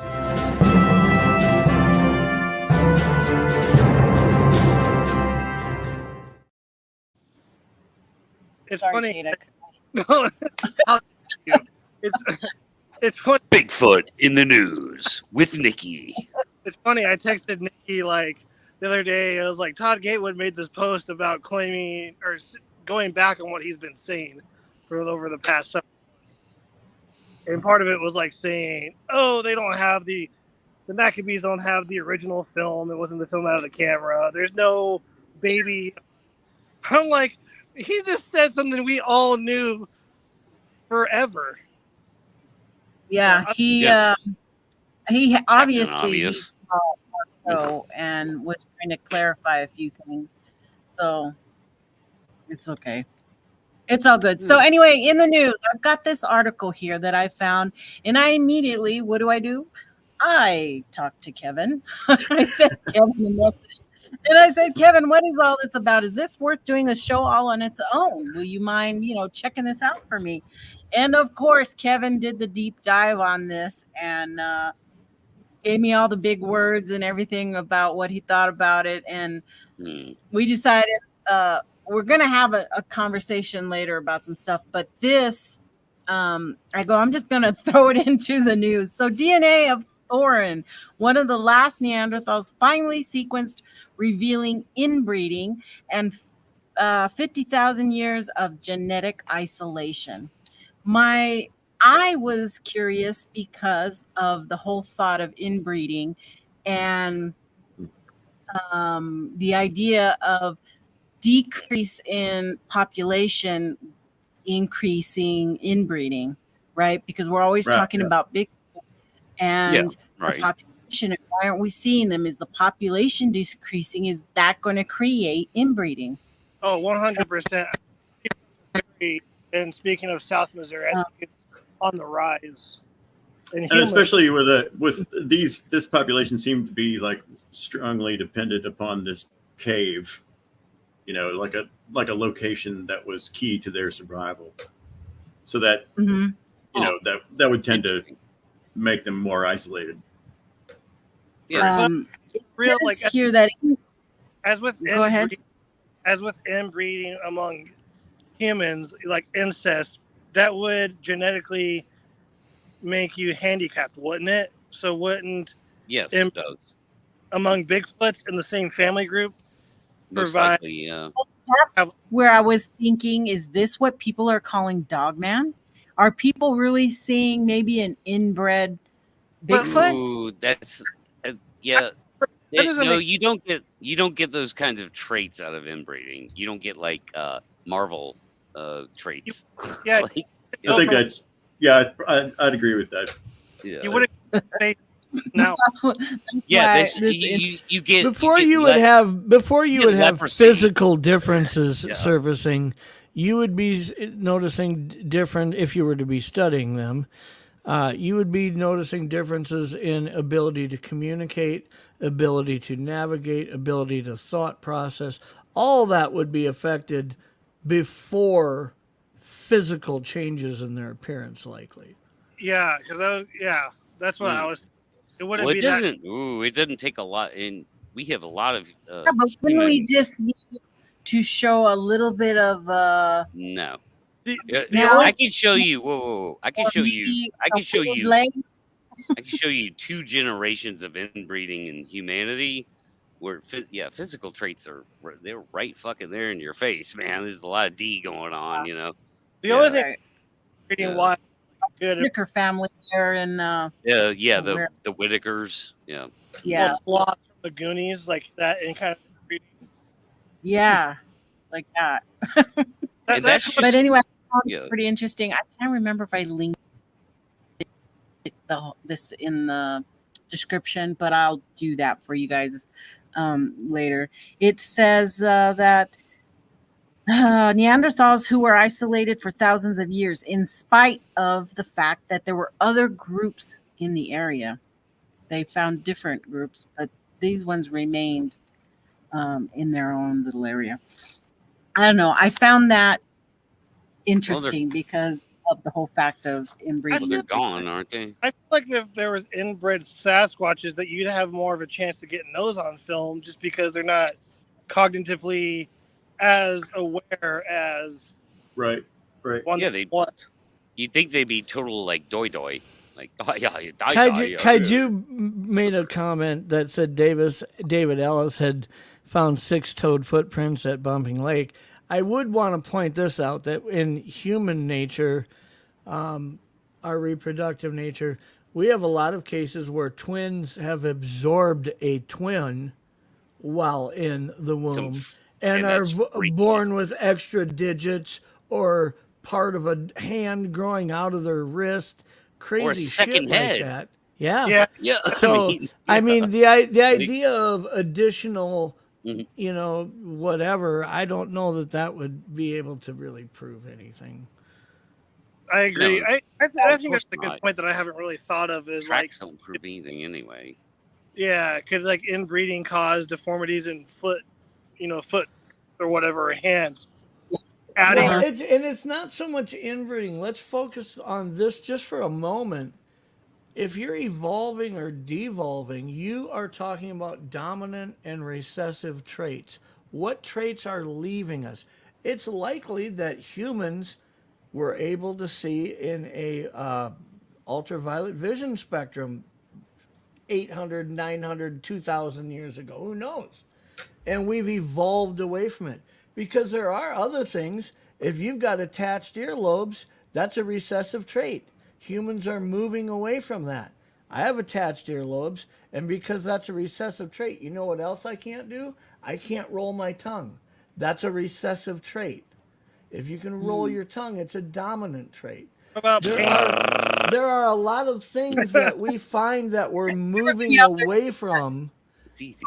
And if you can understand how dominant and recessive traits work into evolution, so to speak, evolving towards or away from things, you can now see that if Bigfoot's a flesh and blood creature, there are certain things that some of them may be capable of or possess in their physical appearance that others simply vary slightly from, because it's a dominant or recessive trait. It isn't necessarily a mutation. No. Right. Bigfoot mutated, man. It's like some kind of X-Men thing. I don't like mutation, even like in humans. I don't like. You don't see like a person that is missing 4 fingers on his right hand and like 6 toes on his left foot and say that human's mutated. I just say something seriously happened at birth and he got dealt a bad hand. Well, and now you got a lawnmower accident. I don't know. And now you've got to factor in the varying differences in appearance in humans worldwide. I've been keying in on this example for a lot of times lately, and that's huge. If you took a group of Aborigines from Central America and you brought Shaquille O'Neal in the camp, and the tallest one of them is 4'9", and here's Shaquille O'Neal, they wouldn't think he's human, dude. They wouldn't see him as a human being. Yeah, but but Jeff, those anomalies do happen in Africa.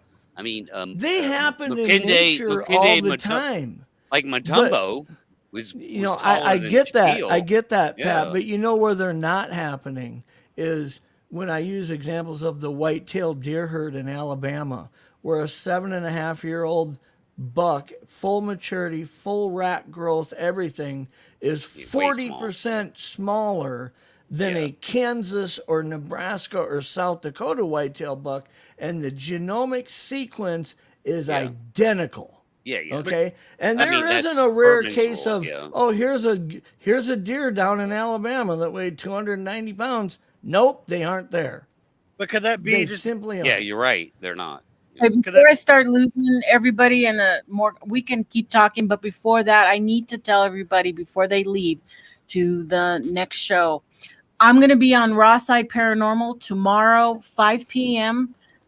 She's a small channel, just starting to grow. She asked me on to talk about Bigfoot. Really appreciate if you guys could all go over there tomorrow to Side Paranormal. The link's down in the chat, and join me and Enzo with Laura Wilbur, who's the host, and appreciate if you go over there and hit her up with a subscribe. Like I said, she's a new growing channel, and hope to have a lot of fun. So that's tomorrow, 5 p.m. Mountain. And hope you guys are there, and we can continue to talk if you guys want to. But yeah, I think we should talk more. Maybe I don't know. You think you should talk more? You guys want to nitpick at my thermal video that I got? You could probably bring up Nick. Yeah, I would love to get your guys' opinion. Okay, guys, this is the show's over. The main show is over. Now we're going into extra innings. So you're welcome to stay, and I know a lot of you are loyal to Squatch DTV, so if you want to head on over to there, his show is just started. None of this further content will be on the quiz this Friday.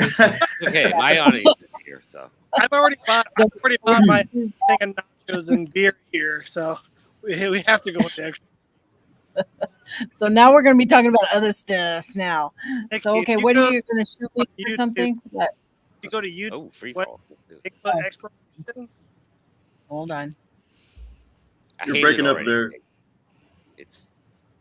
I think it's a fox. I'm prediction, fox. So I'll give you guys an example. So this was outside of LA a couple hours. Behind which is still in LA. Yeah, I mean, God. So we were in. Sorry, I couldn't help myself.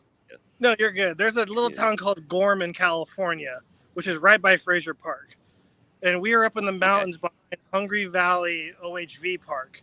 Yeah. The way to get up there is you have to have a pretty good car because there's a lot of hunting up there. Mm-hmm. And so it was October of 2016. I was with a buddy of mine, and myself. It was my first time brand new with a therm.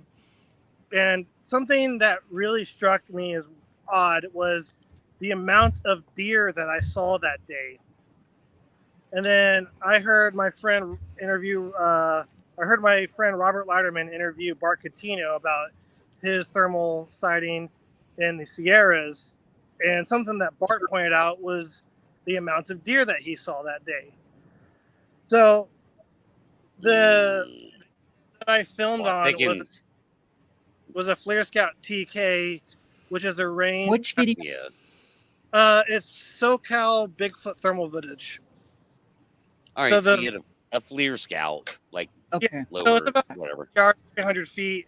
Yeah. And then if you actually the whole thing is like 20 minutes long. I think the video, the documentary. I was waiting for Nikki to say which one of these Bigfoot thermal videos do you want me to play? Because I was going to be like, okay, wait a minute here. Nikki, it's. Oh, I guess you can go here. So kind of scroll near. Keep scrolling until you see like a thermal video, if you Is can. that you, Tate? Yeah, that's me in all my glory. Yeah, you're a handsome man. I'm just gonna say that right now because I'm not afraid to. Keep scroll further back. Oh, right there. I think in the middle. Yeah, this is kind of me showing the area. Yep. Yep. There's the drone footage. So yeah, this is the area. It's on top of a ridge. That thing's pretty hairy. There it is. Yep, you had it.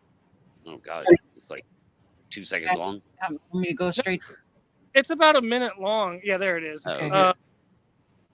So the video is not like damning by itself, but my buddy pointed out it's wide open out there. Oh yeah, it's wide open. Yeah. So yeah, there's like that kind of ridge behind there. This thing was like sitting down, then it pops vertically up, and I changed it to black hot, and you see it because this is my first time using a thermal. So if anybody's used a thermal for their first time, definitely get it because they're very hard to use. And so that's why I was flipping through the filters to see it. And then I'm having a flashback right now of Pat knows what I'm going to say. A show that Pat was on commenting on a thermal Bigfoot video, and it started a world war. Yeah, but the background was similar to this, wasn't it, Pat? About that distance to the back tree line, and it started a world war. So I saw it with headlamps on. I saw like eye shine. Oh, that's awesome. Sorry. So I pointed, and I was like still looking. I was like, oh, it's still there. And I bring it back up. And my buddy who was next to me, he's like, hey, I'm going to do a couple of calls. And he did a call. Nothing happened. Then he did a more of an aggressive call. Then he said it stood up. But here's where I made the mistake. Since this was my first time using the thermal, there it stood up right there. Like it's not. Yeah, it's not like the best video ever. But under the circumstances of the location, I heard a whoop response leading up to it. Where was this at? I didn't see anything at all. I'll have to see you guys a private link. See that? It's no.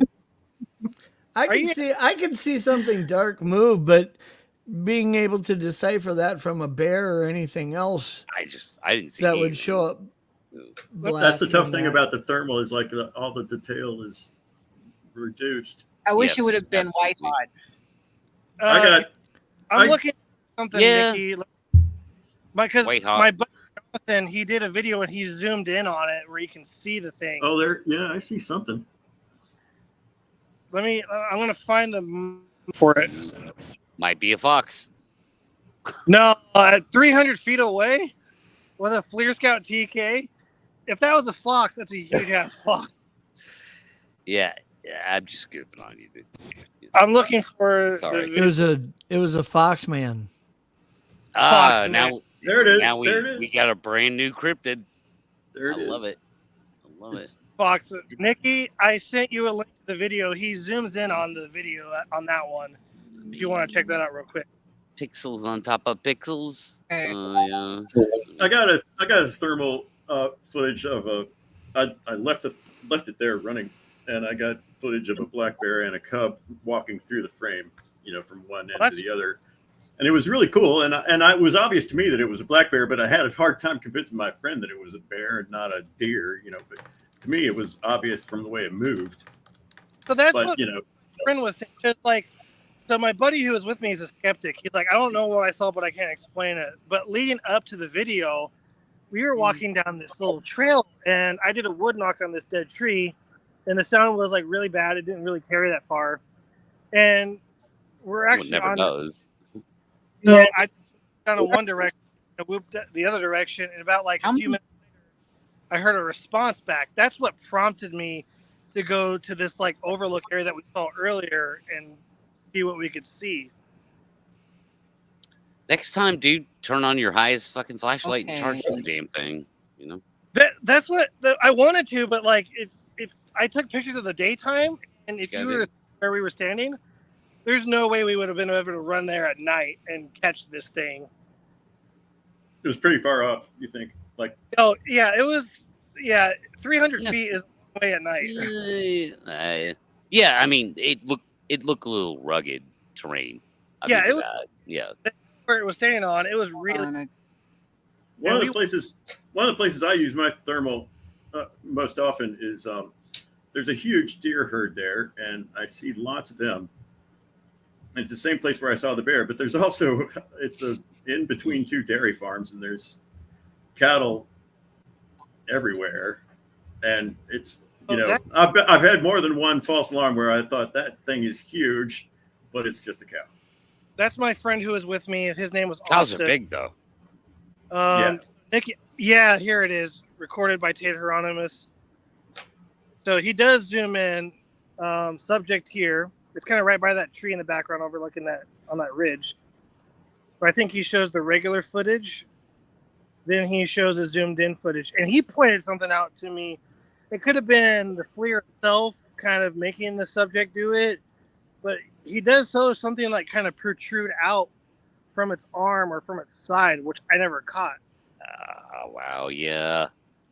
So it'll stand up here, and I think he does zoom in on it, and he does like slow it down and everything.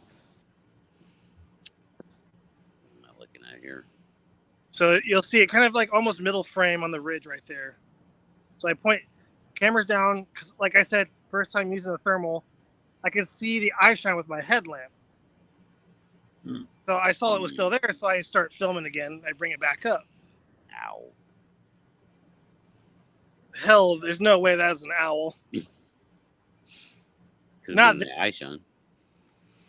Yeah, I mean, eye shine, yeah. I mean, for that matter, it could have been anything. There it is. Yes, oh my gosh. Oh my. Ooh, it's something. It's the way that's something. It's just it's not like something hot. It's something hot. Okay, he stands and turns because I didn't see it. So like I said, I was relying on my friend's visual because he had a headlamp on. Yeah, it stands up. Oh, there's the zoom. Yeah. Okay, that's just a black dot of heat signature, like, you know. Whatever. So the reason I don't. It's alive. Whatever it is, it's alive. Yeah, which is half the battle. So even at 300 feet, yeah, that whatever it is small. It's not. Nothing big at all. The video, the thermal looks small, but that tree is damn huge. Like you could see me. Like there was actually a tree that fell down during a storm, but I'm kind of standing here in the middle, next to where this thing was at. Oh, gotcha. When I look at live things that are in the areas that I'm in, when I'm out in the remote stuff, I can tell you there's literally 30 animals if you go back up to 3 foot tall that it could have been. If you go back to that video where it had the daytime overlapped with the thermal image. Oh God, you guys are going. Yeah, this is like super analysis. So yeah, there's the video, and then you'll see it'll show up here in a second. God, when I want to say this, like, I guess that's kind of the problem. Even if that's Bigfoot, let's just say that is Bigfoot. Good job, man. Wow. I mean, so inconclusive that there's no overlays that you could ever put together to make the world go. Well, take Bigfoot out of the conversation for a minute. In the areas that I'm in, if you had that filmed and it was a marmot, if it was a fisher, if it was a badger, if it was any of those animals, you wouldn't have been able to conclusively show that that's the animal it was based on that quality of footage right there. Nor the fact would you be able to see it at that distance with that specific thermal. Yeah. At all. Yeah, you need to get it to push over a tree or something, man. Yeah. And then make it do that. That's what I want to get on. Yeah. Was okay. It was not a human. It was not a human because we saw eye shine from this creature, and unless somebody, it did not look human at all. No human at all.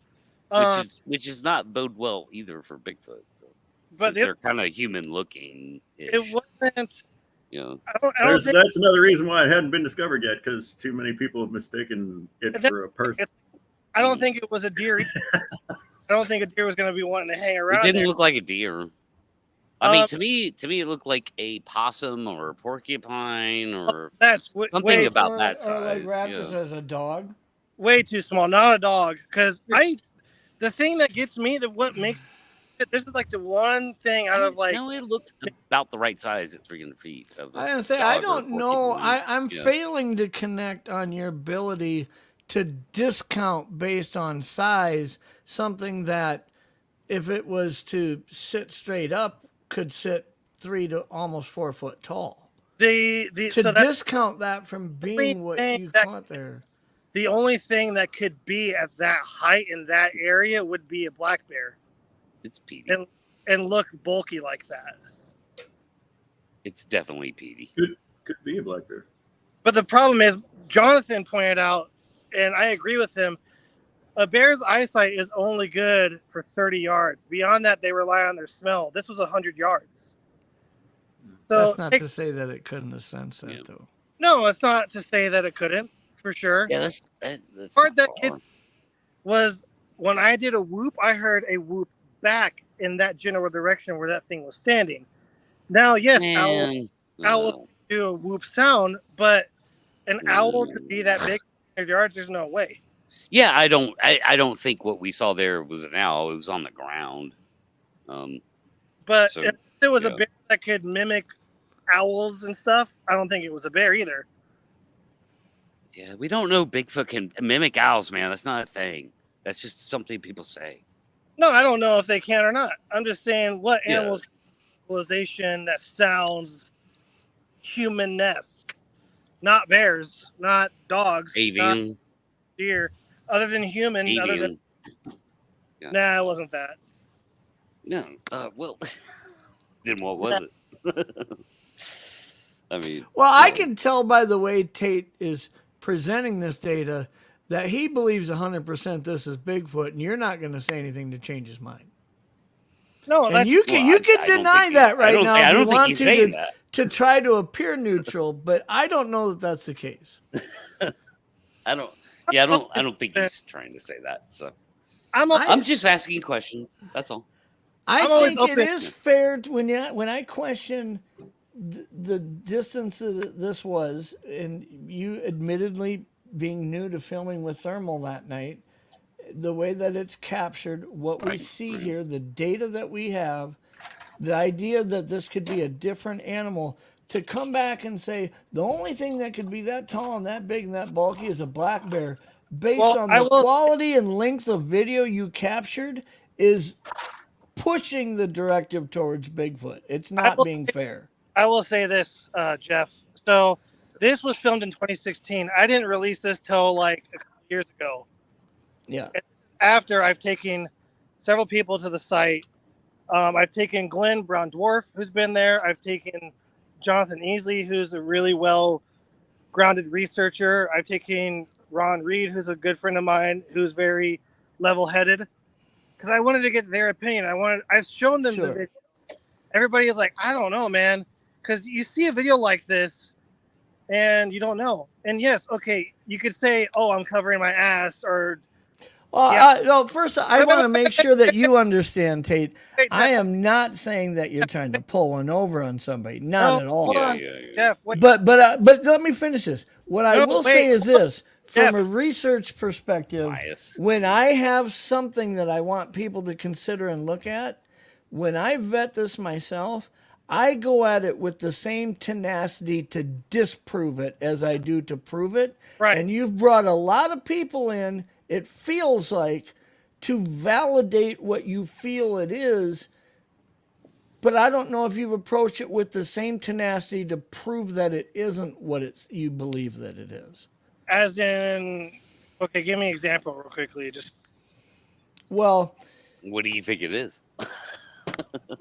I would say that it very well could be a bear. It very well could be something else. It looks, if it's a bear, it looks like a smaller bear. It doesn't look like a full-grown black and that's bear to the me. thing. And it comes down to catching these things with their pants down. I don't think it was an adult. I think it was a younger one, because this is in Southern California. It's very dry out there. I don't know where in Southern California, and I admittedly, I'm not familiar with the vertebrate, LA. the vertebrate mammals that exist there.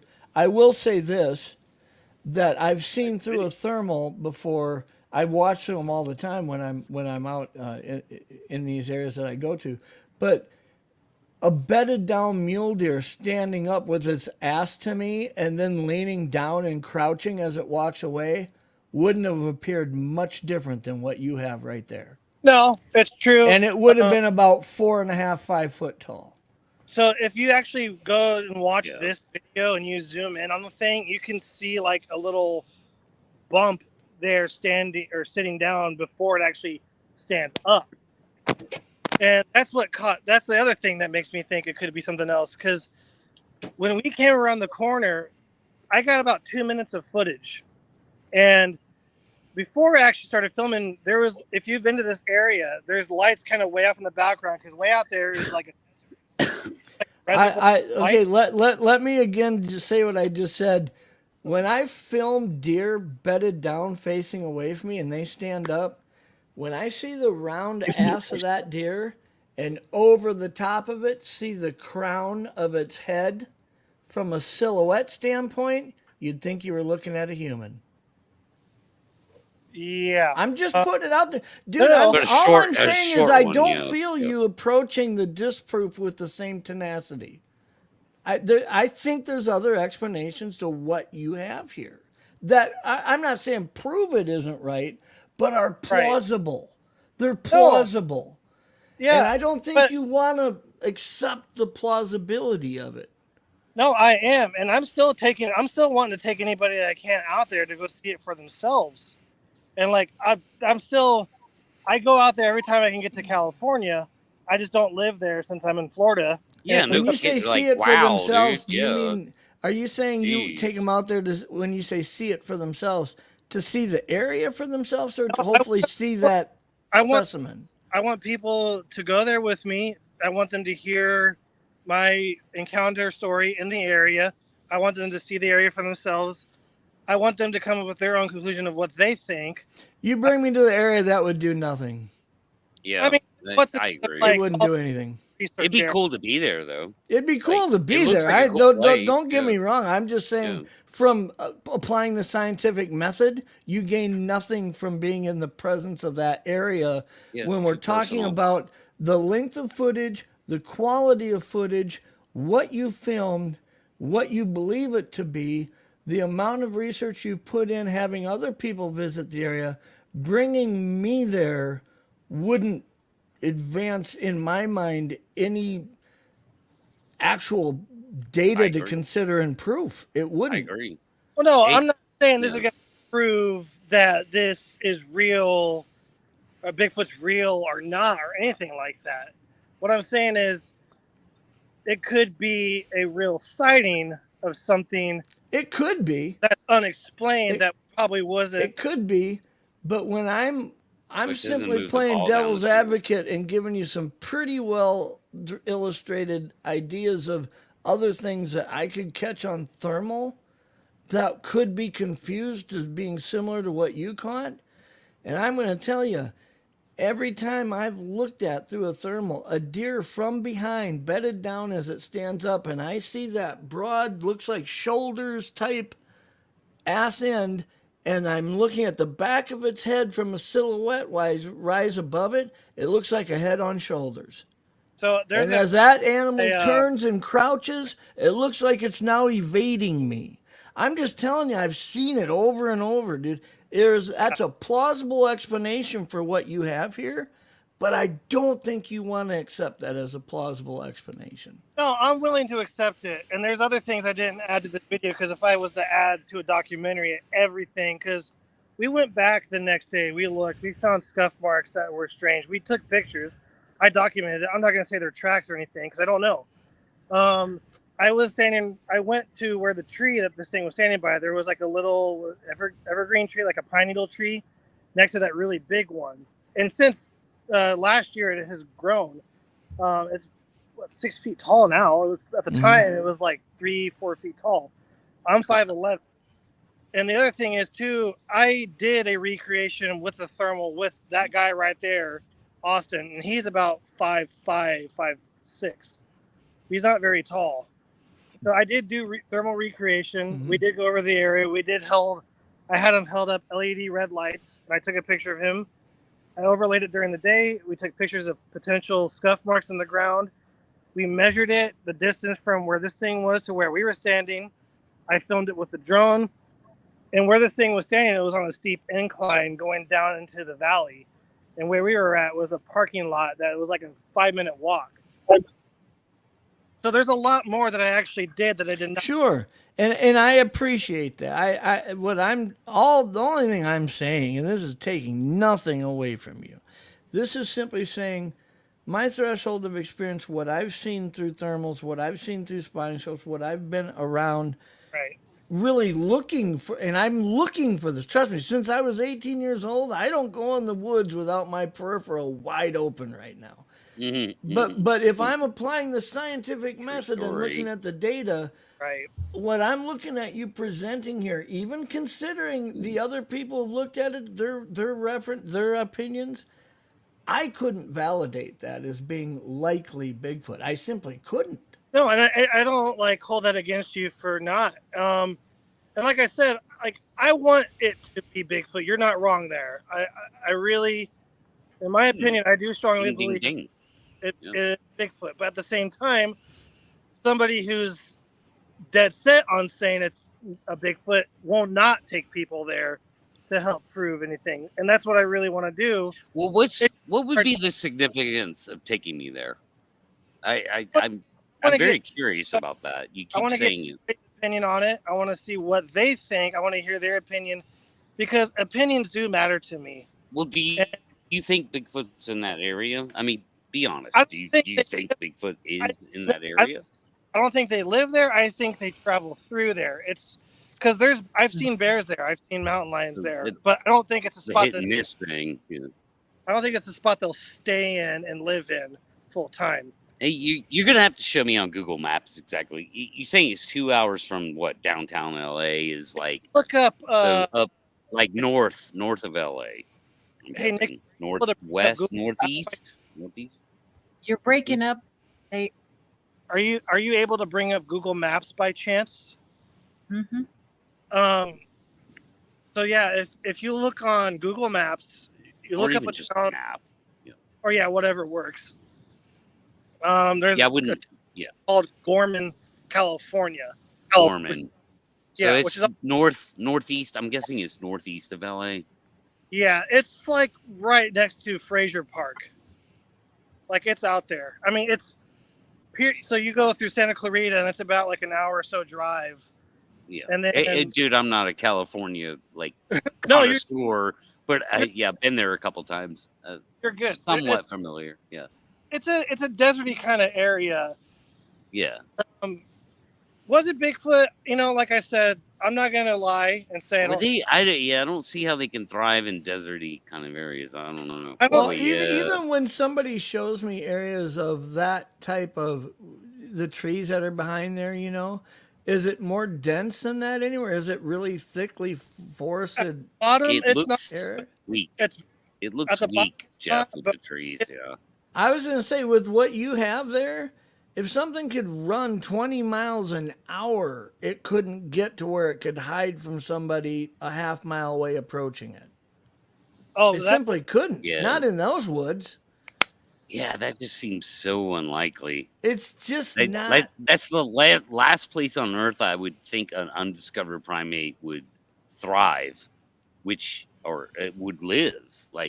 That's why, for research in general, for me, that's why people overlook those areas, and that's why I think they're not outsmarting us like that.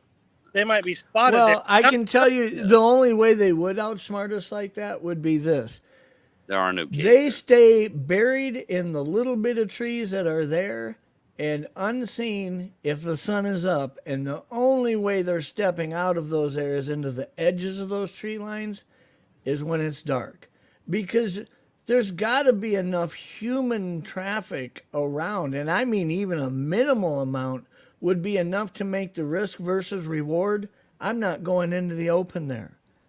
See, that's anything within 2 miles could spot me. The nice thing, here's what the thing was. So we weren't down in the valley. The problem is, there's some heavier areas there. Yeah, that's what the terrain was like. It's a really wooded area, but you're also on a ridge with like a 70-foot degree incline on either side. And so for like a deer or bear or even squatch, they can maneuver that terrain so much easier. So those, when Nikki had that up and it showed what looked like trails on there, are those trails or fire roads? Or roads, yeah. They're Jeep trails, because the spot we were at, below it is Hungry Valley OHV Park. So people can like take their dirt bikes, but you travel this road and go up into a mountain. But when you look at how accessible this is, meaning Saturday afternoon, if somebody's in LA and said, let's take a 2-hour drive and go somewhere, this place can't be void of human traffic. I mean, there's got to be a fair amount of travel, even on these minimal roads. Oh, it's still a fair amount of travel. You're not going to, some of these roads, you're not going to be able to take your Subaru Impreza or Volkswagen Golf up here. You have to have a lifted car, because we're now approaching that parameter of necessity to go 60 years and not be found, to where it starts feeling like this doesn't work with the narrative to me. The only way we get 60 years and not have this thing is if it's in the remote areas I'm finding myself in. But areas like this isn't remote. It's forested, it's rural, but there's enough human traffic there. You can't go a decade and not be found. It doesn't fit the narrative. It just doesn't to me. There'd have to be a supernatural aspect to this to avoid the human presence that's in those areas. It's not that remote. Right. Yeah, I mean, it's not remote, but considering at night how many people are going to be out versus during the day. I mean, I agree. They just have to be somewhere during that day if they're flesh and blood. So that comes down to the LBL discussion I have with Pat. At night, I can walk from one end of the LBL to the other, and nobody will detect me. I guarantee you. If I have the cover of darkness, I can get through that area. Probably the same here. But the 12, 14 hours a day that it's not dark, and you start putting humans in areas with ATVs and Jeeps and running fire, this thing would have to nail its ass to a rock surrounded by trees and not move.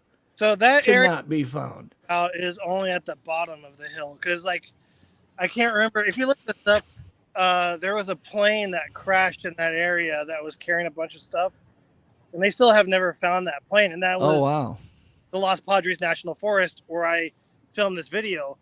Because if you go up to the side of the mountain where we're at, there's so much wilderness that if something wanted to hide, it very well could. It's that steep terrain. It's really, it's like the PNW, just not as forested. So now we start reaching the point where we look at an area like that and say, in order for it to exist there, you can't look at the area as a whole. You have to say, could it habitate or exist in that 10% most elusive, most heavily forested, most off the beaten path area, and simply pass through other areas as it's looking for forage and water and stuff. The reason I like this area better, the Los Padres National Forest, better than the San Gabriel Mountains, which is, San Gabriel Mountains is right behind Los Angeles, San Bernardino, Big Bear Lake, very, very, very populated with people. This area over here, the areas you got, the nearest town, their biggest city is Santa Clarita. The two smallest towns you have are Fraser Park and Gorman. From Gorman, pretty much like north, have that, but you have a bunch of mountains that you can go through. You got Ojai, which is more coastal than it is in the mountains. Then you got Santa Barbara, which you got a bunch of mountains in there that's not really heavily populated other than private residential and farmlands. Then you got San Luis Obispo. Then you go up into the Sierras. But to cross over the 5 freeway into the San Gabriel Mountains into Los Angeles area, there's going to be a lot more people there. It's just when I'm looking at what Nikki's showing here, like go back one spot, Nikki, if you can. Back to the Gorman area. Okay. Let's just look at this area right here. Okay. Oh, where that pin is right there, where that pin is, to the left or to the west of there, you see that heavily green area that looks like it has a fire trail road surrounding that area, okay? And these are isolated areas of remoteness, meaning in that one area there, you could take 30 people and put them 100 yards apart and wedge through in an hour and a half, wedge through that whole section and drive whatever's in there out. And that's where I start looking at areas like this and say, I don't get how that works where this doesn't, where this thing can just be that elusive. I mean, you could literally, with not a whole lot of, we're not talking about turning the world upside down, get a couple dozen people and go out there and start mass walking those areas and wedging them out of those areas. They'd have to cross a road or a fire road with they either confront you or they're crossing a road. I just got a quick question about that one. So I get this is not as thickly covered in trees, but how would you see how mountainous and hard terrain that is, right? Not very. It's very steep. It's sure. So how would that differ from areas in Northern California or Washington where you could apply that same type of methodology to tracking something in an area and still find nothing? I think that areas where, as the crow flies, you can't go 2 miles without running into a fire trail or a road, the probability of them existing in those areas falls drastically. Compared to remote areas where you get hurt and crawl on your hands and knees and go 12 miles and you haven't found a road yet, those areas with low human impact would be much easier to exist in and be elusive. Way 100 times easier. So the question is, too, going back to that plane that went missing, if it's a lot easier to find something in that terrain, how come they haven't found the wreckage of the plane? That doesn't make a lot of sense to me. To me, I don't mean to sound like the pessimist here, but you put a plane down in an area like that and you can't find it after years, it makes me think that the people who are looking for it don't want to find it. All right, yeah.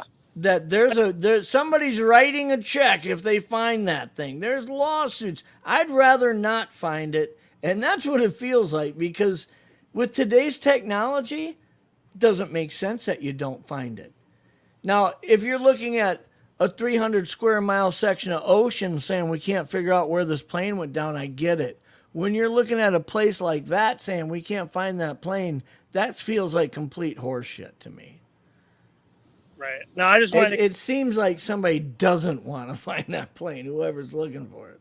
But I don't know. I don't know anything about it, so it's probably not fair for me to comment like that on it.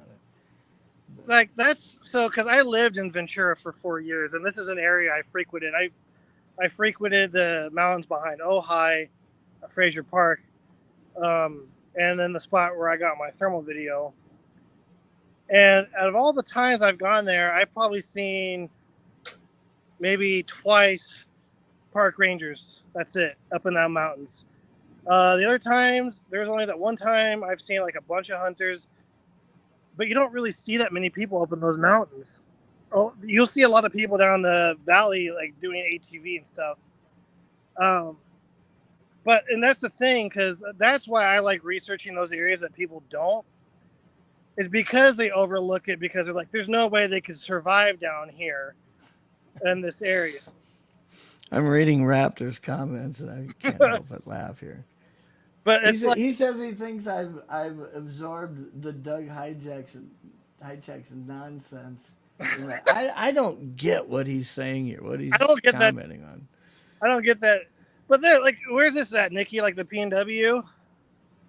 Laird Meadow? Yeah, I mean, it's literally the same thing. Like, you could walk those roads and drive the... I've gone up there so many times. The Bluff Creek Project goes up there so many times. I'm up there every year. I was going there twice a year for months on end and still haven't gotten anything, really. I've gotten wood knocks up there. But it just... I think on like places like Southern California, I don't think it's an area that they stay in to live in. I think the one thing we're not considering, though, isn't comparing the terrain and the density and the remoteness to each other. What we're not comparing is human impact. When I hear people talk about like the Appalachian Trail, and there's people who film themselves for a month hiking the Appalachian Trail, right? And not even the main trails. They're going off of them. But they'll say in a normal day, they're passing 9, 10, 11 different people, stopping and sharing stories, things. That's a lot of human impact in fairly remote areas, right? I walk in some of the forests that I'm in, even during hunting season. I'm looking through a spotting scope at 7 or 8 square miles all day and don't see another human. I mean, the amount of human impact, especially when we start talking about areas close to LA or, Vegas and things like that, it's like, wait, man, Bigfoot in Vegas is the most ridiculous thing I've heard. Where is there to hide? It's hot as hell out there. It's hotter than Park. But like, okay, so let me just throw this in there. Lake Tahoe. That's very thick forested areas. Yeah. But you look at the human impact in those areas, riding mountain bikes and jeeping, and it's like, dude, you'd have to dig a hole 100 foot deep not to run into a human every day. Well, if you dig too deep, you'll run into the aliens in the underground bases. I'm just saying, we're looking at that area going, wow, that's a lot of mountains there. It's pretty thick. I agree. But the human presence in those areas would make it very hard to be elusive and unfounded for years. I mean, if we're taking human presence into factors of Bigfoot sightings, I don't see the problem in there because we wouldn't even have a show we're talking about tonight if it wasn't for people being in an area where there is Bigfoot. Like, you're going to have people to have a Bigfoot sighting.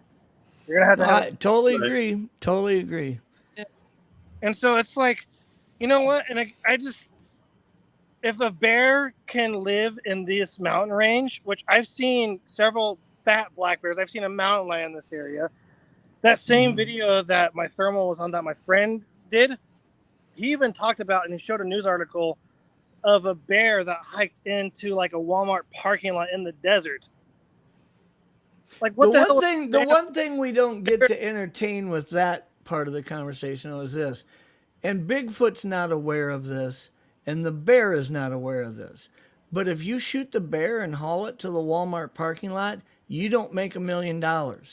You shoot the Bigfoot and haul it there, you do. So the tenacity those two species would put into trying to be elusive, the bear's life doesn't necessarily depend on it like the Bigfoot's. Now, whether Bigfoot's aware of that is a completely different conversation. But Jeff, how do you keep the body away from the men in black long enough to collect the money? I would have no clue. I think I've said, first of all, if I ever had even a finger of a Bigfoot, or I had some sort of conclusive scientific proof, the first thing I would do is find a sheriff's department that I trust, and I would go into the sheriff's department and say, I'm here with my property, and you are the last line of defense for me. Because literally, when you look at different law enforcement agencies, that's what a sheriff's department is. It is the last line of defense to protect your constitutional rights. And I would say, I'm going to hold a press conference. I'm going to do it from your lobby. And I am trusting you to not let any other agency come in here and arrest me simply for being here with my property. Here, well, I'm going to up one you on that. If I had a finger, I'm going to cut it in two and give it to the sheriff's office, and then I'm going to stick on the other one like glue and go with it to make sure it gets proper. If I had a finger, I would go straight to the universities. Period. What if you find a whole entire carcass out in then I'm going location? Straight. So if you had it's in a remote location, though. Do you call a helicopter? You can't get away from an agenda at a university is a problem. What if they would be way interested in it. You walk into any university, Pat, and say, I have proof of this, and if they can conclude or come to the conclusion, and maybe it's just the opinion of the wrong person in charge, they say, if we help this guy come forward, we will lose every government grant we get because they're going to shut us down and we aren't going to mess with it. I don't know. I don't know about that. I'm not saying that would happen, about the politics but you're talking about going to a place that exists on government money. If I had a finger, I'm cutting 1.5 and I'm going to the 1/2 with Jeff Meldrum. I'm not. I'm not getting Meldrum involved at all. I don't think I would either. Yeah, I would just go straight. Straight to the people who are not Bigfoot people. Hey, look, check this out. Isn't it fucking cool? What do you think? And they're gonna go, oh fuck, this is amazing. Anthropology and anatomy and stuff. He would be the first one I go to before I go to a university I've never worked with, or every time I've. Why he works at a university? Okay, kind of off the books in a way. The first thing I want to do is I want everybody off the radar who's going to say, how is this guy trying to make money off of this? I want to ask some random. Science used to exist based on man's curiosity, and then science got taken over by the agendas that write the checks. And the way that I bring this forward has to be in the limelight and standing next to the people who would help me present this to solve the mystery rather than cash the check. Cashing the check's inevitably going to happen. Yeah. But you can't go out to the Meldrums as your first stop, who does nothing but make documentaries and do interviews and do conferences surrounded by people full of shit. I can't go to Meldrum first. Yeah, definitely not. I can't. Yeah. I go to somebody that's not in the Bigfoot world. Whatever it is, a body, a finger, a toenail, whatever the hell it is, dude, I'm going to somebody that's not in the Bigfoot world, period. Yeah. But you shouldn't give the whole evidence that you have to one person. No. If you had a cluster of hairs, you wouldn't give it to one person. It's my evidence, yeah. Hell no. You'd keep part of it, so in case they decide to start over, you have a backup plan. Maybe. Yeah, I mean, now we're getting into the 1,000 different variables of what could be. Yeah. I'm speaking in generalities. I'm either going to the news or I'm going to a university. In either case, both will be involved. In my perspective, if you're going to start talking about DNA or something that could be tested to use DNA, like a finger or something, to find a genomic sequence of the source, going to anything is the wrong idea.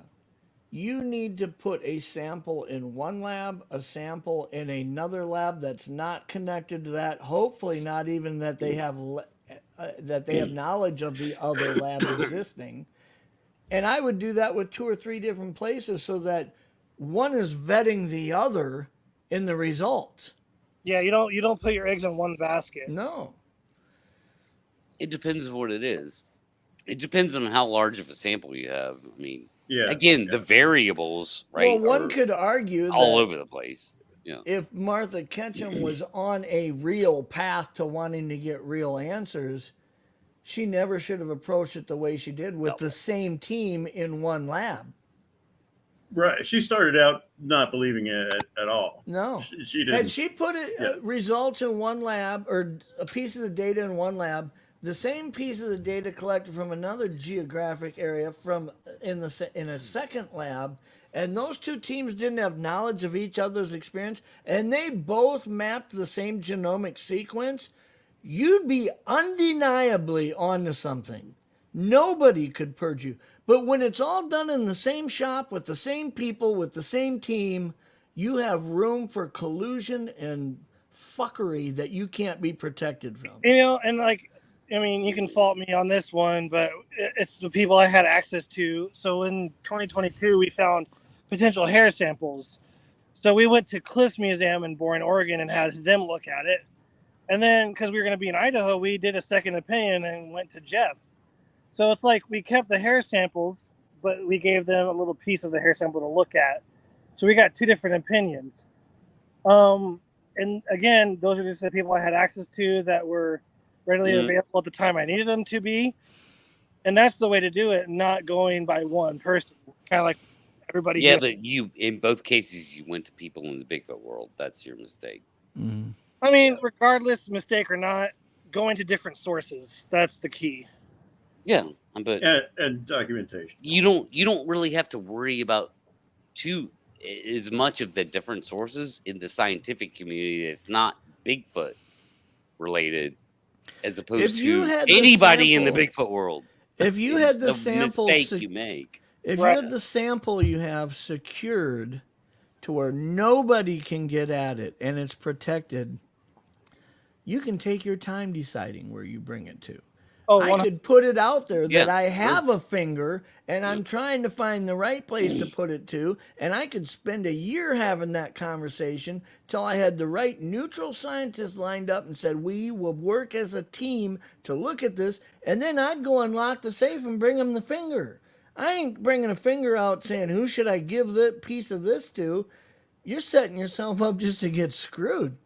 Yeah, but you don't want to build it up too much, because then you're going to you just want to take, like, I don't know, maybe I'm an idealist, and I probably am. It's just that I'm like, I have actual biological, real fucking evidence of Bigfoot. Man, I'm going straight to the scientific world, and they're not going to let me. They're not going to let me down. I don't want to underestimate what anybody involving the government, involving anything, would be capable of doing to prevent you from successfully getting this mapped as an existing flesh and blood creature. I wouldn't want to underestimate that. Okay, I would have to factor myself into being protected from that. And I don't know that going to a government-funded facility like a university or even a lab, I take it to the news, keeps you from that. I take it to the news. And then the news is my shield, as you know, First Amendment. Nobody can destroy that. Or like I said, you bring it to a sheriff's department and you hold a press conference with the news from there. You have a legal line of defense that when somebody shows up in a black suit and says you're under arrest, that sheriff has to stand there and say, "Fuck you, he is not." Well, I think he's sworn to do that. I agree. AKA Todd Standing. Pretty sure he's tried that before. It doesn't work out for him. Raptor. I was wondering if you'd see that. Tried what? I haven't been paying attention. Fuck off. Yeah, he's he's the biggest idiot out there. Biggest idiot out there. God, you know, why does the person that link to the show on here? Pat, I know you've came to his defense many times. I'm just going to tell you. I'm not saying he that. He stands there and starts accusing all of us as the money factor and shit. I have made not $1 bringing anything anywhere. That's not what I'm saying. I'm not taking that position. I'm just like every day, every year. Ignore it. And I only spend 1 month on my own dime to get out in the woods, and I make like maybe $50 over several months of one video. Yeah, I'm not cashing in a huge fortune of money. No. People have made careers out of this, though. That's the thing. He was trying to say earlier that me and Doug Hychek, I'm brainwashed. I left the Untold Network 1.5 years ago. And if me and Doug sat at the same round table, we'd probably disagree on more than what we agree on, even though I think he's a great guy and I consider him a friend. Yeah. Doug's I can tell you right now, he's going to do a show and entertain all kinds of ideas of paranormal that could be true. There's a reason why I'm not on the Untold Radio Network, because as soon as somebody says the word dog man, I'm coughing and saying bullshit. And that doesn't work there, okay? Correct. Yeah, because what works there is clocking horses, evidently. Here's an unrelated point. If there is, suppose a body is discovered and everybody gets to see it and it's accepted and it's a huge sea change of attitudes and science actually accepts the thing. The value of additional samples is going to be astronomical. I mean, there's going to be increased demand for additional samples from other places. I mean, it's never going to be, the demand for samples is never going to go down. I mean, if it's a real thing, there's always going to be greater demand for additional samples so that you have. I'm telling you, they're going to want a specimen. Well, I'm going to tell you this. Yeah. If you brought forth a finger and you had a DNA sequence that shows this is a unmapped species that has part human DNA characteristics, but it is not human. Yeah, and you got science to sign on to that, the amount of money and effort spent to trap one of these and stuff would be you couldn't even fathom what this world would go to the No, they would kill one. They would kill one. They might. They would absolutely kill one. They might. I mean, you might do that illegally in Washington or wherever it's illegal. And you know what, Pat? They'd have it done in 24 hours with the amount of people and resources they'd put absolutely. The military would have it done in probably 3 hours. 3 minutes, right? I mean, on scene. With the orphan baby in captivity. I'm going to give Bigfoot the benefit of the doubt. I'm just going to say a day and a half. Okay. Yeah, but you at least you recognize the inevitable. My whole point to that is, as a species, if we wanted to seek out and find and kill one of these things, and they're an undiscovered primate, right? We could do that in a day as a species together, all on the same page. We have the talent, we have the technology. We are gods on this planet compared to every other thing. If they are an undiscovered primate, they are lower than us. They're not higher. They don't build fucking spaceships. They're lower. If some benefactor paid for every Bigfooter in the United States with the equipment that you could dream of using to comb the state of Washington or Oregon, you'd probably get it in a day.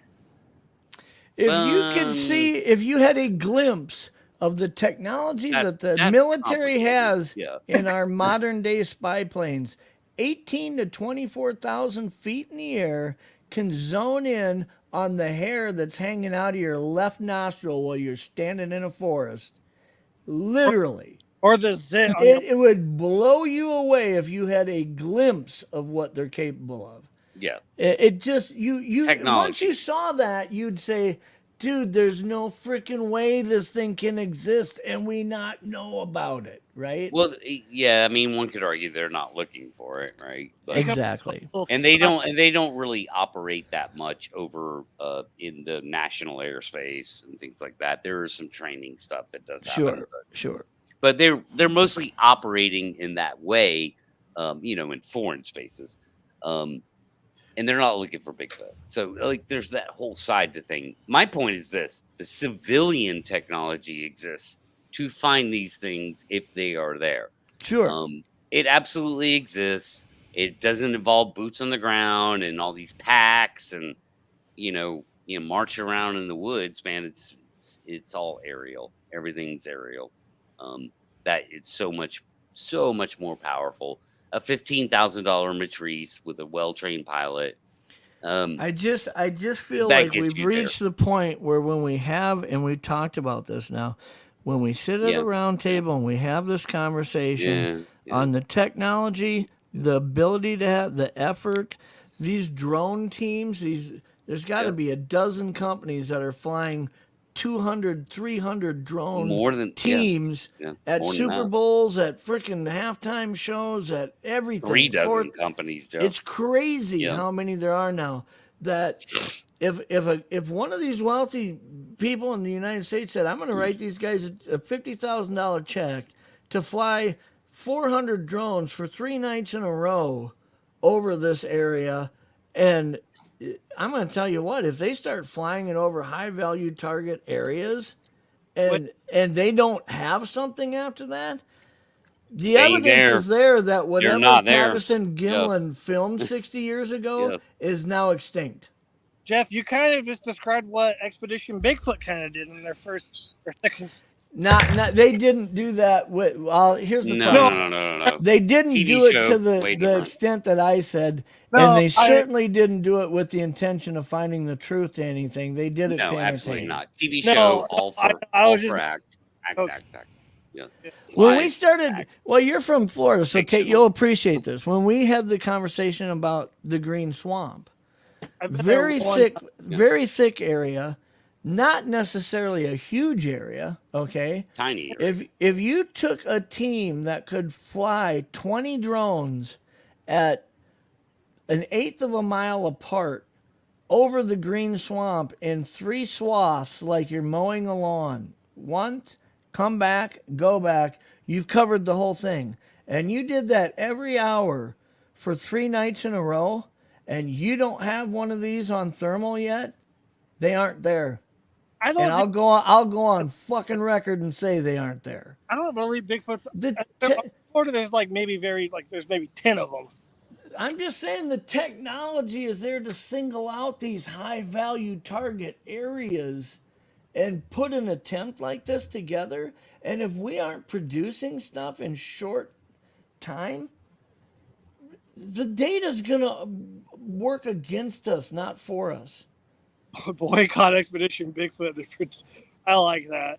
They still. Well, Eric's going to be doing a show about that. That he's been approached. Well, that's what happened. And been swindled. There was a Small Monsters episode that I was a part of in Mount Hood, and we were filming there, and we were in Bluff Creek. Alex Petikoff was dragging this pheromone chip around all over godforsaken country in Bluff Creek, and we were in Oregon. I was like, hey, here's a crazy idea. Why don't you tie that pheromone chip to the bottom of your drone, and if you've ever stood underneath the drone, you know how powerful those fans are.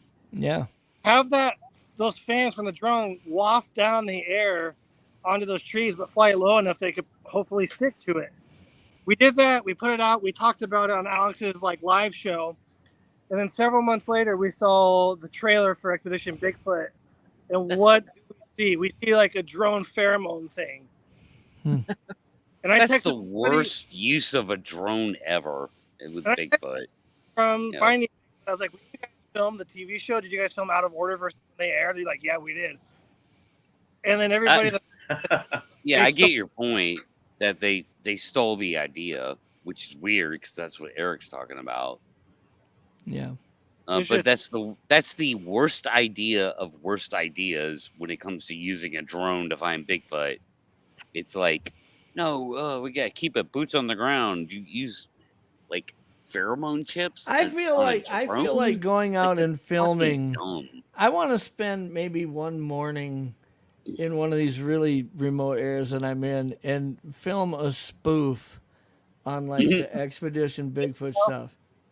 Oh, do it, man. Please do it, Jeff. I'm going to knock on this tree. Let's see if we hear anything. And I'll knock and right away bringing up really loud the haunting music, that's in the background. So there's no way you can hear anything that's going to probably reply. All you hear is the haunting music. And I'll say, did you hear anything? And the other person will go, no, the music's too loud. The background music's too loud.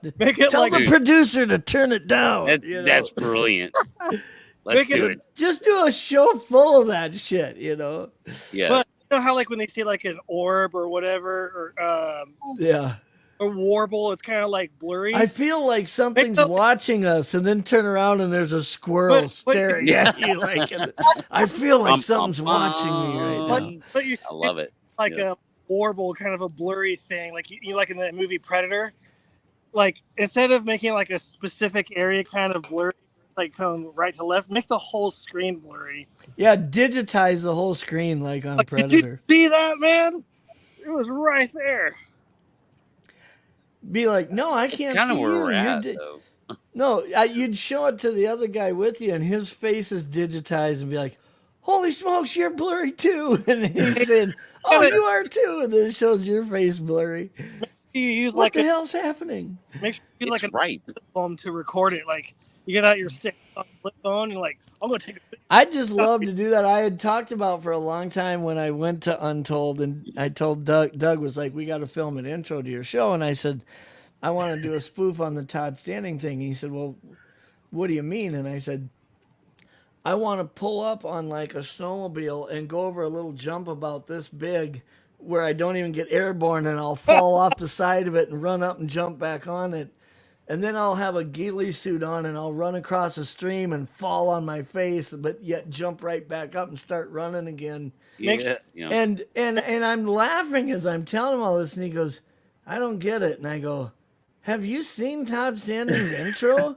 And he goes, right. "Yeah, but so what's funny about the spoofing it?" And I'm like, "If you don't see it, dude, I can't explain it." I mean, yeah, no I shit. thought It's just like, the if you don't get intro the would joke, go viral, right? If you did that. Exactly what you're talking about. But I have love it. Have like somebody like from like way up above push like fake rocks down at you and dodge them as best as you can. Or come running down the hill in your ghillie suit and then baseball slide behind like a log. But be standing there looking over the log. And then when you get up to run again, Bigfoot's behind a tree and he like arm bars you like professional wrestling. He just takes you down. What if you're like diving and you slide into like the creek by accident? Yeah. No, I mean it's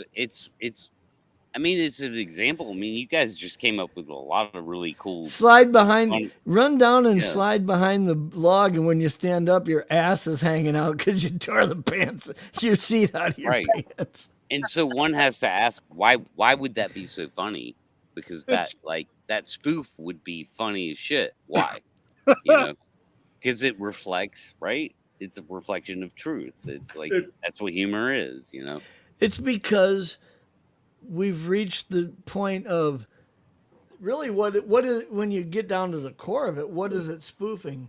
It's spoofing Todd trying to present himself as this daredevil ATV rider, military background, ghillie suit, can evade a $6 million man approach to this. Right. When he's none of that. None of it. He's none of it. It's all a fraud. No, what you should do is fraud. sue the government, but like take your lawsuit to like a local Denny's and be like, I need to talk to your manager about this. Just walk into some little shithole bar and say, "Can I cash this check?" And the bartender's like, "Who's it wrote from?" "Oh, it's for $37.50. I sued Todd Standing for, or whatever. I sued the government for covering up." Bigfoot. Oh yeah, we'll cash it, but you got to buy the house around if we do. Give it to me all back in pull tabs. I don't need the cash. Can I get free tokens for bar drinks here? Yeah. I mean, there's so many ways to spoof the entertainment narrative. Oh, no shit. Seriously, it's low-hanging you fruit. could do a 1 hour documentary that did nothing but spoof. Oh, so the shows, the standings, a mockumentary, all of it. A total 1 hour mockumentary would be easy to pull off. We were in Bluff Creek, and me and my friends made this. Each episode's like 2 minutes long. It's called Squatching with Skaz. And it's about this idiot surfer from California that goes looking for Bigfoots. And he's like, we got to find like Bigfoots where they're feeding and find like the wild Dorito bushes and stuff like that. It's so stupid. I know, but like, to be honest with you, dude, like, everything I see on the YouTube channels, I mean, it's already a spoof of itself.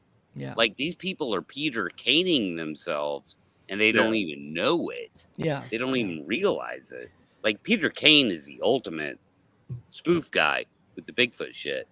But he does everything to where you see his tongue in his cheek. He doesn't try to hide that. But he's so, I know, but he's still like so like. That's what makes bizarrely it so funny good at is it. that he's just so outgoing and obnoxious so with serious, I'm not trying to hide it. He's so serious that people believe him. It's like, you keep waiting for the Saturday Night Live laugh during the live skit type reaction from me, and he doesn't. He does not break character. He's ever. the Norm. He's the Norm Macdonald of the Bigfoot world. Yeah, he does not break character. Like he's just that serious, and it's how Norm, man, he he delivered his jokes in such a serious way that it like went over people's heads almost. Like Norm was brilliant, and Peter Kane's brilliant the way he delivers. That's why I really like the comedian, rest in peace, Bill Hicks. Like he obviously was a very serious character, but like obviously behind the scenes, I'm sure he was like a loving guy who actually cared about things. But if you like listen to Bill Hicks talk, that dude, oh my God, he's so good. Mm-hmm. Well, gentlemen, I think I probably should sign off here. Yeah, we're at 3 hours and 12 minutes. It's probably time to end the show. Yeah, only 21 more hours to go, Nikki. I thought we were doing a 24-hour live stream. I got places to be, and I'm sure you guys do too. So, I mean, you're gonna be watching me on the forklift tomorrow. Like, hey, what's up, guys? What are we talking about now on the forklift? But Bigfoot. Wait, Nikki, why don't you it's all BS, and we can just keep this going for all night. What's that? Oh, I'm gonna end. Yeah, I'm gonna go ahead and end the show. You guys hang on in the back, and I'll be right back. So thank you guys for being here and hanging around. It's a long show. I think I'm going to cut that last hour off. I don't know. You guys, see you in the next chat. Thank you for being here. Appreciate you. Bye-bye.